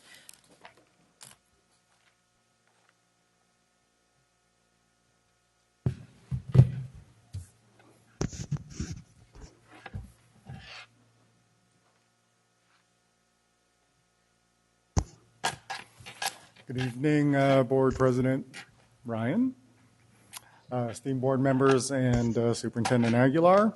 This agenda item is to approve resolution number 3021 or 3022, which is the material revision of the charter petition for Gateway Community Charters, Sacramento Academic and Vocational Academy, SCUSD. And for tonight's purposes, we will refer to them as simply as SAVA.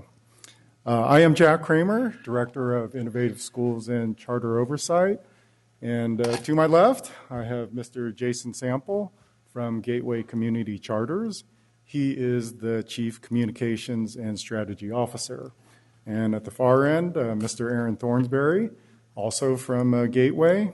He is the Chief Business Officer. The contents of this presentation entails the overview of the charter school and tonight's proposed program. We will also look at the material revision that is requested alongside with the statutory requirements. And finally, we will conclude with staff's analysis and next steps. This is the same slide from the June 21st public hearing, and so I'll give members a quick moment to refresh. And while you do, just a reminder that in bold is the requested program information, along with the original overview of SAVA. SAVA's material revision request is to add a resource center in collaboration with the Wind Youth Center in downtown Sacramento.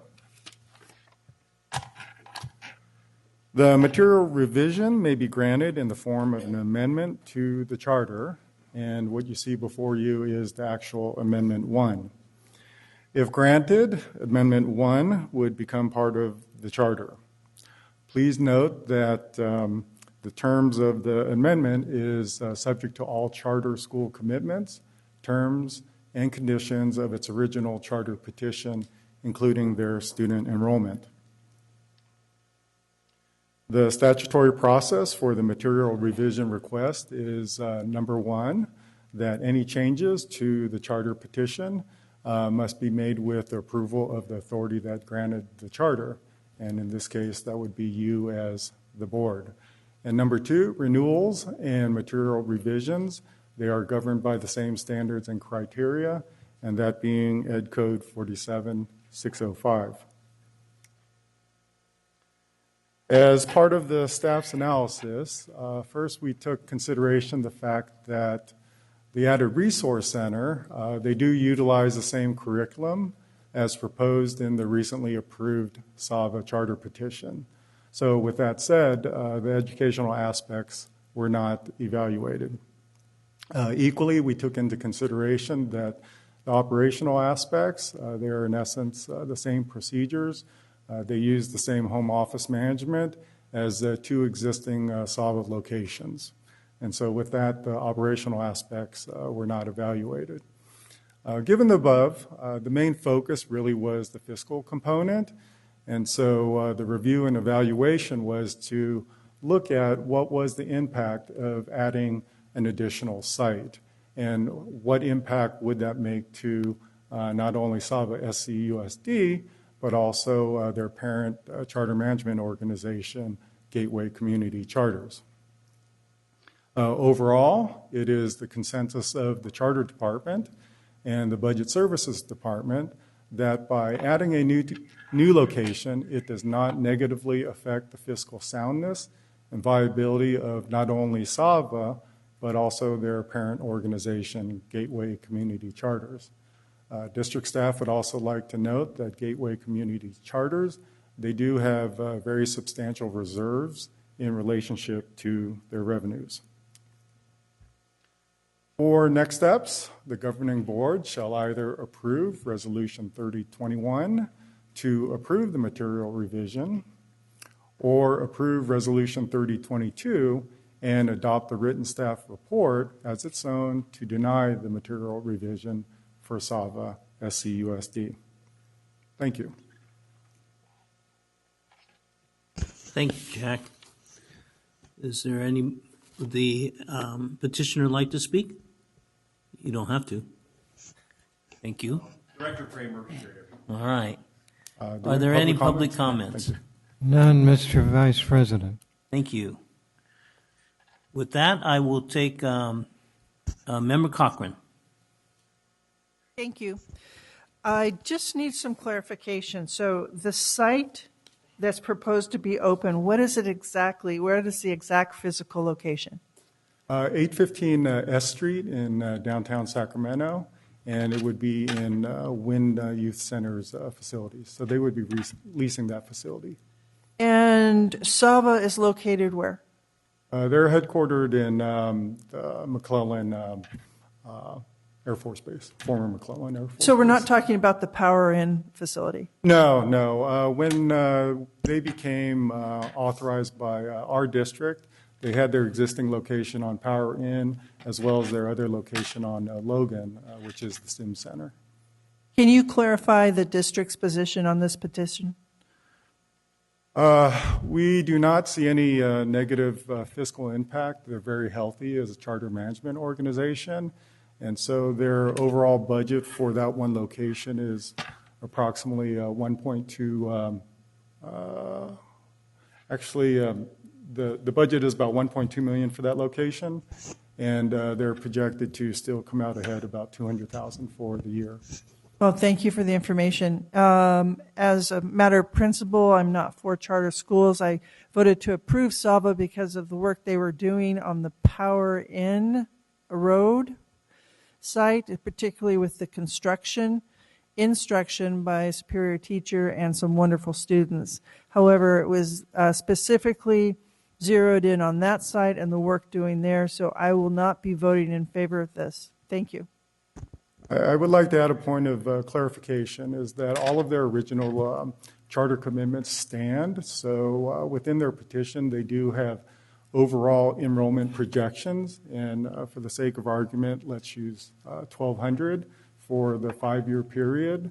So by the addition of this particular site, it does not affect their overall enrollment projections. So simply it's just spreading out students from 2 locations to a third one, one for a matter of convenience for some of their students, but also to address specific targeted population.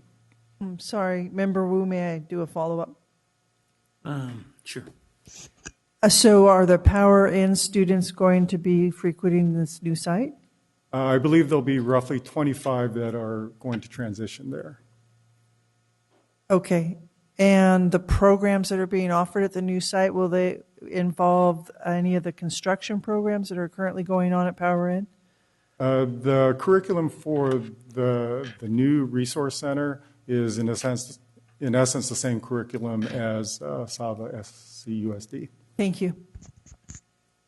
Member Minnick, or Vice President, Second Vice President Minnick.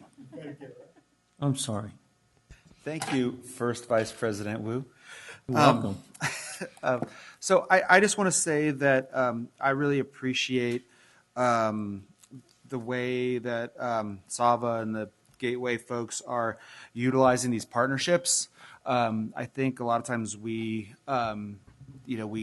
operate in isolation, and you all have done a really good job of being part of the community and making sure the other organizations that support young people in our community are part of the system. And this is I feel like a great use of the supports that already exist in order to serve our kids. So I'm absolutely in support of, I guess it's Resolution 3021 to approve the revision, knowing that it doesn't ultimately change the initial petition that we've already approved, but it just creates better access for the kids that you're already serving, and I think that's going to make a big difference in terms of attendance, in terms of success for your kids. So I think this is a smart move. So thank you. Thank you, Vice President Minnick. And I, too, will concur with Vice President Minnick. I note that the Wynn Youth Center is an organization that one of our colleagues up here on the dais was the executive director for, and they serve the homeless youth, and this is a great opportunity to extend education to them for those who have been left behind without services. So I think this is a great opportunity. I will entertain a motion to approve Resolution 3021. Do I have a second? I have a second. Any further discussion? May I ask for... What are you guys talking about? I was going to ask for a preferential vote. The president has just appeared. Let me explain to the president where we are then. Madam President, we have a motion and a second to approve Resolution 3021, which will approve the material revision of the charter petition for Gateway Community Charter Sacramento, Sava. And we were just asking for the student preferential vote. Okay, thank you. Student preferential vote. I vote to approve Resolution 3021. Thank you. Do we have a motion? We have a motion. And a second? And a second. Oh, we do. Sorry. Came in a little slow. A student. Okay. All those in favor? Aye. Any opposed? And one opposed. It looks like the motion carries. Thank you.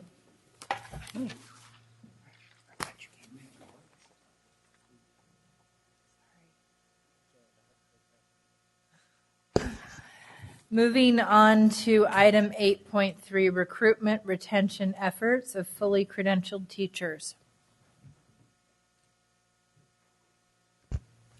Good evening, Board President Ryan, Superintendent Aguilar, members of the board. My name is Concy McCarn, the Chief Human Resource Officer, and with me is Roxanne Finley, HR Director, Cindy Nguyen, Employee Relations Director, and Dr. Tiffany Smith-Simmons, HR Director. In our wonderfully diverse district, we have an obligation to work to ensure our students have every opportunity to succeed. An important part of that is ensuring that teachers are in the classroom. With years of teacher shortages, positive efforts to reduce class sizes in K-3, we've been challenged to fully staff our classrooms. While we do expect to begin this school year fully staffed in our elementary schools, we have much work ahead of us to reach our ultimate goals. And to that end, thanks. And to that end, we'd like to share some information with you this evening regarding the recruitment retention efforts, and then certainly take your questions, comments, suggestions as we move forward.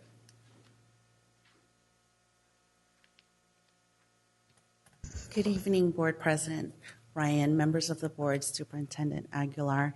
Just a couple highlights of our numbers for gearing up as we are still entering in data into our system for our new hires, which we're more than halfway there. So just highlights from last year compared to this year. And also to share that we have about 94 attrition from last school year going into this school year, and that we've hired approximately 119 teachers, which includes our open contract hires. And of our open contracts, or of our new hires, we have hired 3 classified, 52 non-districts, 59 open contracts, and 5 of them from our substitute pool.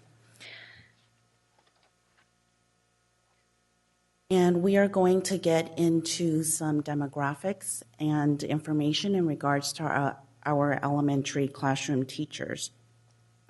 This graph reflects our elementary classroom teachers and shows data over the last 2 years, including the current school year.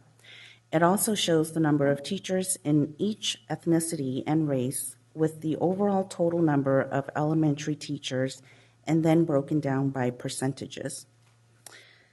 And as I noted earlier, we are still entering in data for this current school year. You'll also notice that there's been an increase in all 3 years in Asian, while there is a decrease in white in all 3 years. This next graph breaks down the specific race within the Asian demographics from the previous slide. While most stayed stagnant, there was a slight increase in Hmong over the 3-year period. This graph reflects our secondary classroom teachers. You'll notice between last year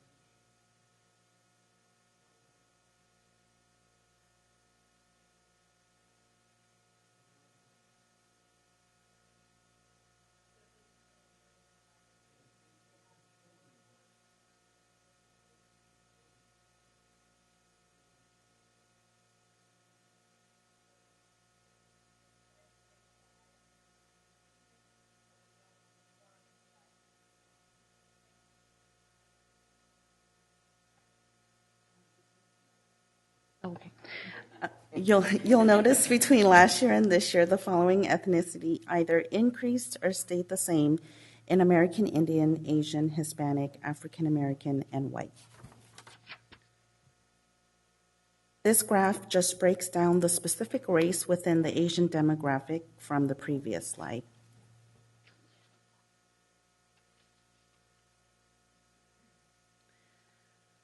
Our special ed classroom teacher demographics reflects over the last 3 years, there's been a slight increase in Asian. Between last year and this year, a slight increase in Hispanic and African American. Over the last 3 years, a decrease in white. And again, this graph just breaks down the Asian demographics from the previous slide. But you'll notice there is an increase in Filipino due to our out-of-country recruit, and a slight decrease in Japanese from 2 years ago.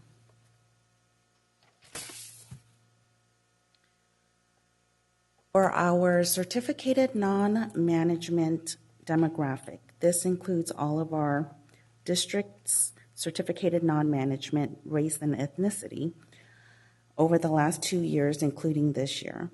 Between last year and this year, there's a slight increase in Hispanic and a decrease in white, while the percentages stayed the same for Asian and African American. And again, this slide just breaks down the Asian specific race of the previous slide. My colleague Tiffany will continue. Good afternoon or good evening. Our engagement in our ongoing recruitment as we gear up for the 18-19 school year has involved personal outreach, continued partnership and support of our CSUS SCUSD dual credential cohort, and I would like to note that these candidates, upon completion of this program, will earn a dual credential, both in multiple subject and educational specialists. We've offered an increased number of new employee orientations, and we continue to assist with the credential processing needs such as renewals and first-time credential applications. Late spring, Sac City joined a consortium of surrounding districts focused on educator retention efforts. Our recruitment efforts are highlighted here. Of particular note is the forming of the Recruitment Advisory Committee that has helped to shape our spring recruitment efforts. Members of the committee include SCTA, CSUS, UPE, and other district staff.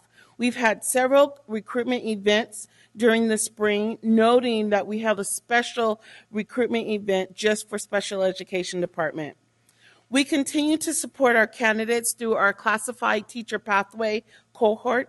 This is a partnership with SCOE and Brandman University. The intent of this project is to assist our classified members, employees, in either obtaining their undergraduate degree and or teaching credential. The district's successful negotiation of efforts yielded increased salaries for our teachers, as well as allowed teachers to enter our system without a cap in years of experience. We know that focusing on recruitment in isolation will yield results that will mirror that of a hamster running around continuously in the hamster wheel.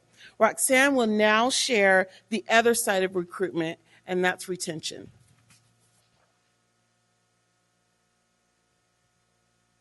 As we've just heard about the work we're doing to recruit great educators in our district, teacher retention is recruitment's partner in maintaining a well-functioning education system. As we recruit and hire the best and the brightest, it is imperative that we retain the best and the brightest for our students. Now let's look at one of our focus areas for our teacher retention work, namely the teachers separating from our district pre-retirement. At the end of the 17-18 school year, 94 classroom teachers, or about 5% of our classroom teaching staff, separated from the district, noting that of the 94, 36 were resignations. When we talk about our retention work, the area of job dissatisfaction becomes our focal point to find out why. Our current voluntary exit interview process provides specific details about why teachers leave through the use of surveys and face-to-face meetings with HR. This informs us of valuable data to assist in our teacher retention work. Presented here are citations found in the research about teachers leaving the profession. We can see from this slide that the exodus from the teaching profession should be viewed as a continuing concern for school districts. This trend contributes greatly toward teacher shortages and also hurts student learning. Research also says that teachers leave the profession within 5 years of starting in the field. This is an additional focus for our department and our teacher retention work as we look at the next slide on teacher longevity with our school district. Acknowledging the 5-year trend of walkers or leavers from the teaching profession, this slide provides a snapshot of the service years or longevity of our teaching force.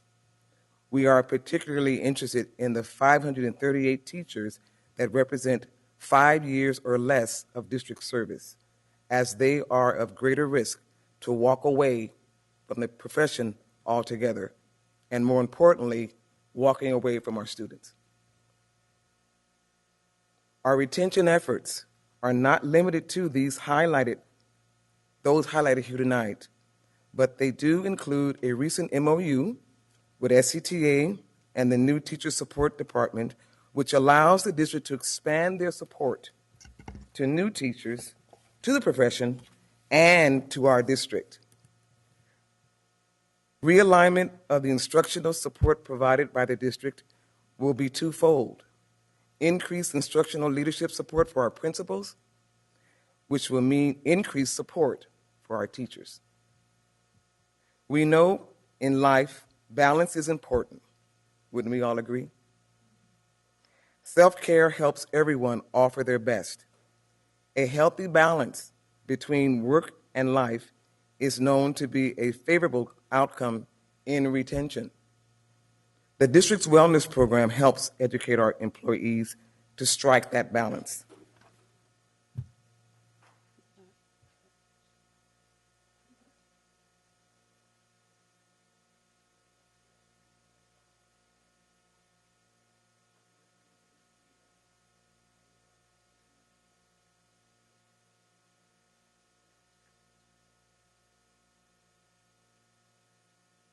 Good evening, board members and superintendent. I'm Liz Guillen with Public Advocates. We have been very concerned, as you recall, I've testified in the past about the importance of recruitment and retention. And I think I wanted to commend the HR unit for tonight presenting information about the depth of the problem and especially identifying the reasons that people are leaving, because it suggests that there will be a real focus on supporting, as Ms. Finley talked about, the 538 who are most at risk of walking. Those are the ones who have 5 years or less experience. I would guess that those teachers who have less experience are in schools with students who need the most experienced teachers, because that's what the national research tends to show. The LCAP process elicited a lot of comments from participants since the beginning of the LCAP process about teacher training, teacher turnover, and so it's timely that this information is being presented, and I would recommend that there also be, in terms of the investigation around why teachers are leaving and the work with principals, to understand how the professional development that was bought a couple of years ago with supplemental funding around, that 1 hour a week that everybody was supposed to be working on together. Collaborative time. Yes, it sounds very similar to something that was done in the summer program. How that is affecting the satisfaction or not, because that's a big contribution of funding. Very good. I also want to say that the presentation is so timely with the declaration of need that's coming up. And it's especially troubling because 25 of those, well, most of those teachers are for students that have the greatest needs. Thank you, Ms. Guillen.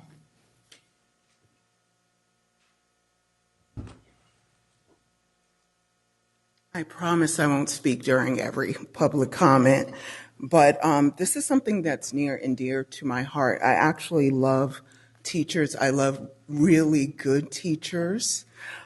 So as far as hiring new teachers, I'll just point out that in other districts, they have more competitive salaries.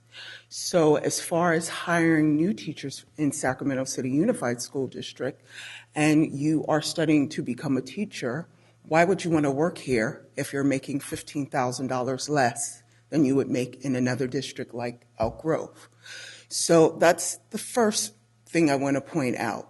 The second thing is, because of this new generation of teachers who are coming up, they are usually at least $35,000, $36,000 in debt.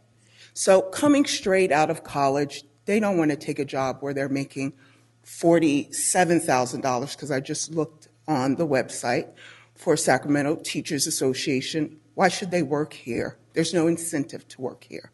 That's number one. Number two is, I do have 2 children. One is twice exceptional, so he's in a GATE class. So that teacher is GATE certified. I would make a recommendation to HR that they look for teachers who are GATE certified, but who are also special education certified as well. A lot of teachers, a lot of students are not identified as GATE. My son was one of them. He was placed in special education in 2nd grade, but luckily enough, he had a really good special education teacher who identified him as needing to be in GATE, but needed accommodations for his classroom. Mm-hmm. So I just wanted to point that out. Higher compensation for new teachers, that's a great incentive. GATE certification, special education certification, that's what you should look for in your new teachers. Thank you very much. That's it. Thank you. Do we have any board member comments or questions? Board Member Minnick. Real quick, I know we're behind. So I hate to harp on negatives, but I'm gonna anyway. So on the slide where it talks about the reasons for resigning, being job dissatisfaction, relocation, etc. Do we have a breakdown of which were from job dissatisfaction compared to relocation? Because, I mean, if it's, 35 relocations and one, dissatisfaction, then we're doing pretty good. But if it's the reverse, then we have a problem. So those are very different reasons to leave a job. So I want to see if we had any breakdown of that. Yeah, actually, this is an area of growth for us in the next year. We have surveys, as were mentioned, that are offered upon exit, and including face-to-face conversations. But because it's not a required part of the practice, it's if you want to, and if you respond to the email or if you send it back, then we do. So that's something we need to streamline and make a little bit more systematic. So based on the ones that we do receive, and the conversations that we do have, it is across the board. I feel there's not a whole lot of data. I mean, that hopefully when we're coming back and sharing updates, we have more specific data because we will have started implementing something that is more systematic in terms of responses. Okay, thanks. Thank you, Kansi. Vice President Wu. Thank you, President Ryan. I will note that a 5% turnover per year is maybe extraordinary in education, but in government, in management, we plan for about 5% turnover per year. That's what the expectation is. So I just want to make a note of that, and I want to make a note of the what I see in the distribution of teachers versus years of service. The least population we have is those who have been serving 6 to 10 years, because that's when we were laying off heavily during the recession. So I am encouraged that we have 538 teachers who are 5 years or less, because that tells me that there are a number of teachers wanting to come into the profession. Having said that, Cindy, when we lay out the demographics of our teacher populations, can you compare that next time with our student population? One of the arguments that I have made in trying to, with Tiffany visiting the HBCUs, is that we have 14% African American population in our classrooms, and yet we only have 7% teachers. And so it is putting teacher faces that reflect the student faces that hopefully will help give us dividends, pay benefits. So to show the numbers together it would be helpful as well. I don't remember if I had. Tiffany, the CSUS Sac City Unified Dual Credential Cohort, how many are in the program? Okay. So, I love the program.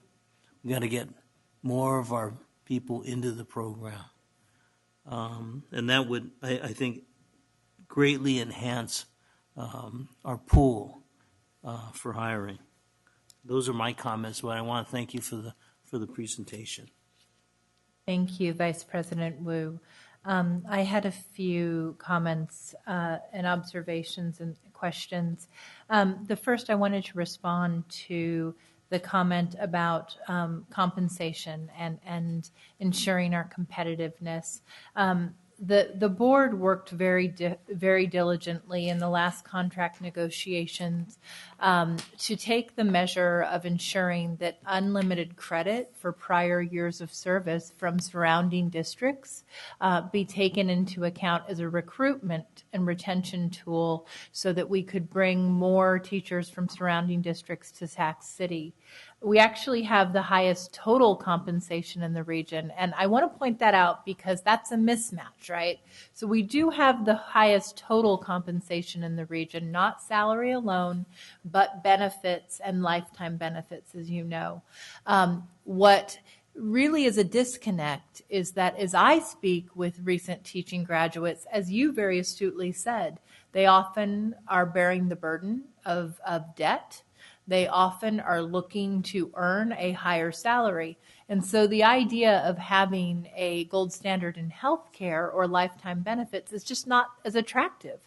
And we have to do something to recognize that, because not only are we in a place where our total compensation package has disadvantaged us at times, it is not necessarily what our new teachers are asking for.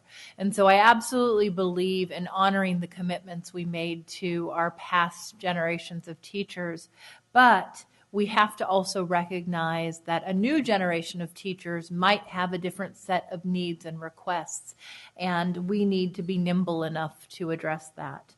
I also want to just say, on top of the unlimited years of credit for prior years of service is a recruitment tool, and some of the work that we've done around trying to figure out making the two least competitive salary columns more competitive. We struggle with recruitment because of our school calendar. And so we know that our later start date significantly disadvantages us with neighboring districts because they're able to sign contracts with teachers sooner. And so we have a host of reasons why we should be aligning our calendars with our neighboring districts, not the least of which is making sure that our students have access to community college coursework upon graduation. But the school calendar issue is a real one and has to be taken into consideration with recruitment efforts.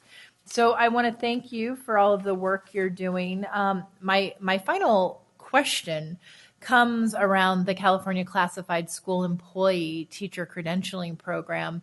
I know that $20 million was allocated to grants to really incentivize paraprofessionals that we know quite often have a heart for working with our neediest students and have demonstrated their commitment to the district to move into the ranks of teaching, including special education, which is an area where there is such grave need. Are we participating in the program? We're participating, and I think it's our second year, in the CTC grant that was put out, maybe it was 3 years ago because there was a planning year, in collaboration with SCUSD and with, I believe it's Brandman and a number of other districts in the area. For that, we utilized our partnership with SEIU to create a survey with them, to reach out to individuals to share if there was an interest. We held a number of informational sessions to gather interest, and we ended up getting about 140 who came into the different sessions and heard information and are now, some in their first year, some in their second, some in their third year of that program at different stages, because you didn't have to have a bachelor's to come into it. Okay. Kind of two tracks. Those that did have bachelor's went this route. Those who didn't had an opportunity to earn the bachelor's and the teaching credential as well. We have some central office individuals participating in that. We have a number of site individuals participating in that, instructional aides, and such. So what you're saying is 140 potentially on different tracks are going to have the opportunity to become teachers with the district. Well, 140 participated in the information session and expressed interest and came to multiple sessions on learning about the different programs offered. And the grant covered $4,000 towards their working through their tuition and towards the program. Not all of them ended up actually taking advantage of that, but showed interest. Okay, thank you. And I did note, based upon a recent article in the Sacramento Bee, that Elk Grove was providing an educational match as an additional incentive. So I hope that we'll consider that as well. Okay. Looks like we don't have any other questions from board members. Item 8.4, approving the submission of the credential waiver application to the California Commission on Teacher Credentialing.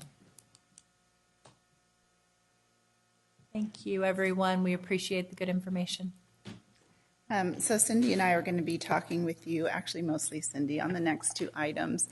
the approval of submission of the waiver application as well as the declaration of need as we begin the school year with not only supporting our current teachers who need some additional support, thus the waiver request, as well as those who may be in positions that need additional credentialing support, thus the declaration of need. So to begin this one, Board President Ryan, members of the board, and Superintendent Aguilar, I'll turn it over to Cindy to talk about the requirements in terms of us needing to come to you to make the formal request and the benefit to students, teachers, but ultimately students. Thank you. Good evening, Board President Ryan, members of the board, Superintendent Aguilar. The Ed Code requires employers to take the submission of any waivers for board approval during open session, and that we are specifically asking for certain areas to be waived, not specifically their teaching credential that they currently hold. And it is to allow them additional time to either take some coursework or an exam. The waivers that for the individual teachers that we are obtaining are individuals such as ROTC teachers that come from the military that will need that additional time to complete 45 hours of professional development to get a certificate of staff development, which is equivalent to a CLAD. We also have some career and tech education teachers that also will need to be CLAD compliant, will need some additional time to take the coursework and the exam. We also have some dual immersion teachers that have teaching credentials but need a little bit of time to take the B-CLAD exam. They may have passed one or two and they just need that third section. And this will allow them the time to do so. And also our out-of-country, out-of-state recruits also just need a little bit of time to pass one or two of the exams that they're required to take. All of our educators do hold a California preliminary teaching credential that's valid for 5 years for them to continue teaching, with the exception of the board approving this waiver for a portion of the requirement. Staff recommends board approval for this waiver request. Thank you. Thank you. Do we have any public comments on this item? No public comments. Okay. Do we have any board member comments? One from Board Member Wu. I move to approve the waiver. Do we have a second? Student preferential vote? Aye. All those in favor? Aye. None opposed. Thank you. Item 8.5, approve the declaration of need for fully qualified educators for the 2018-19 school year. Good evening. I am Cindy Nguyen. Welcome back. Thank you. I'm here to present the waiver, the request for the declaration of need. This is also a requirement per Ed Code in order for employers to submit the declaration of need to CTC on an annual basis to allow employers flexibility should employers need that during the course of the year when credential needs arise. And the areas that we are requesting for flexibility on should that arise is within the areas of English language authorizations, resource specialists, librarians, and emergency permits in special education, single subjects, or multiple subjects. The following efforts to recruit and hire fully prepared teachers, as you heard earlier in one of our presentations. But just to reiterate, we are in our second year of our dual credential program with Sac State, and those teachers will finish at the end of this school year and come out with the multiple subjects and a special ed credential. We've also recruited a little over 61 open contracts. and collaborated with our partnerships to continue recruiting. And again, this declaration of need that is before you is to allow us the flexibility should the need arise. I will share there might be some instances similar to last year where we might have a fully credentialed teacher in one area, but given the need of the site of having a class in home economics and wanting to offer that to students, that teacher will need an emergency permit for that home economics, which is that one subject area outside of their teaching credential. So again, it just gives us that flexibility should that need arise. Thank you. Thank you. Do we have any questions or comments? We don't. Do we have a motion? So moved. Second? Second. Student board preferential vote. Aye. All those in favor? Aye. The motion carries. Thank you both for your Thank time you. tonight. Item 9.0, consent agenda. Do we have a motion? So moved. Second, to approve the consent agenda. Student preferential vote. I vote yes on all open session items. All those in favor? Aye. Item 10.0, business and financial information reports. Item 10.1, receive the reports. Item 11.0, future board meeting dates. The next board meeting of the Sac City Unified School District Board of Education will meet on September 6th.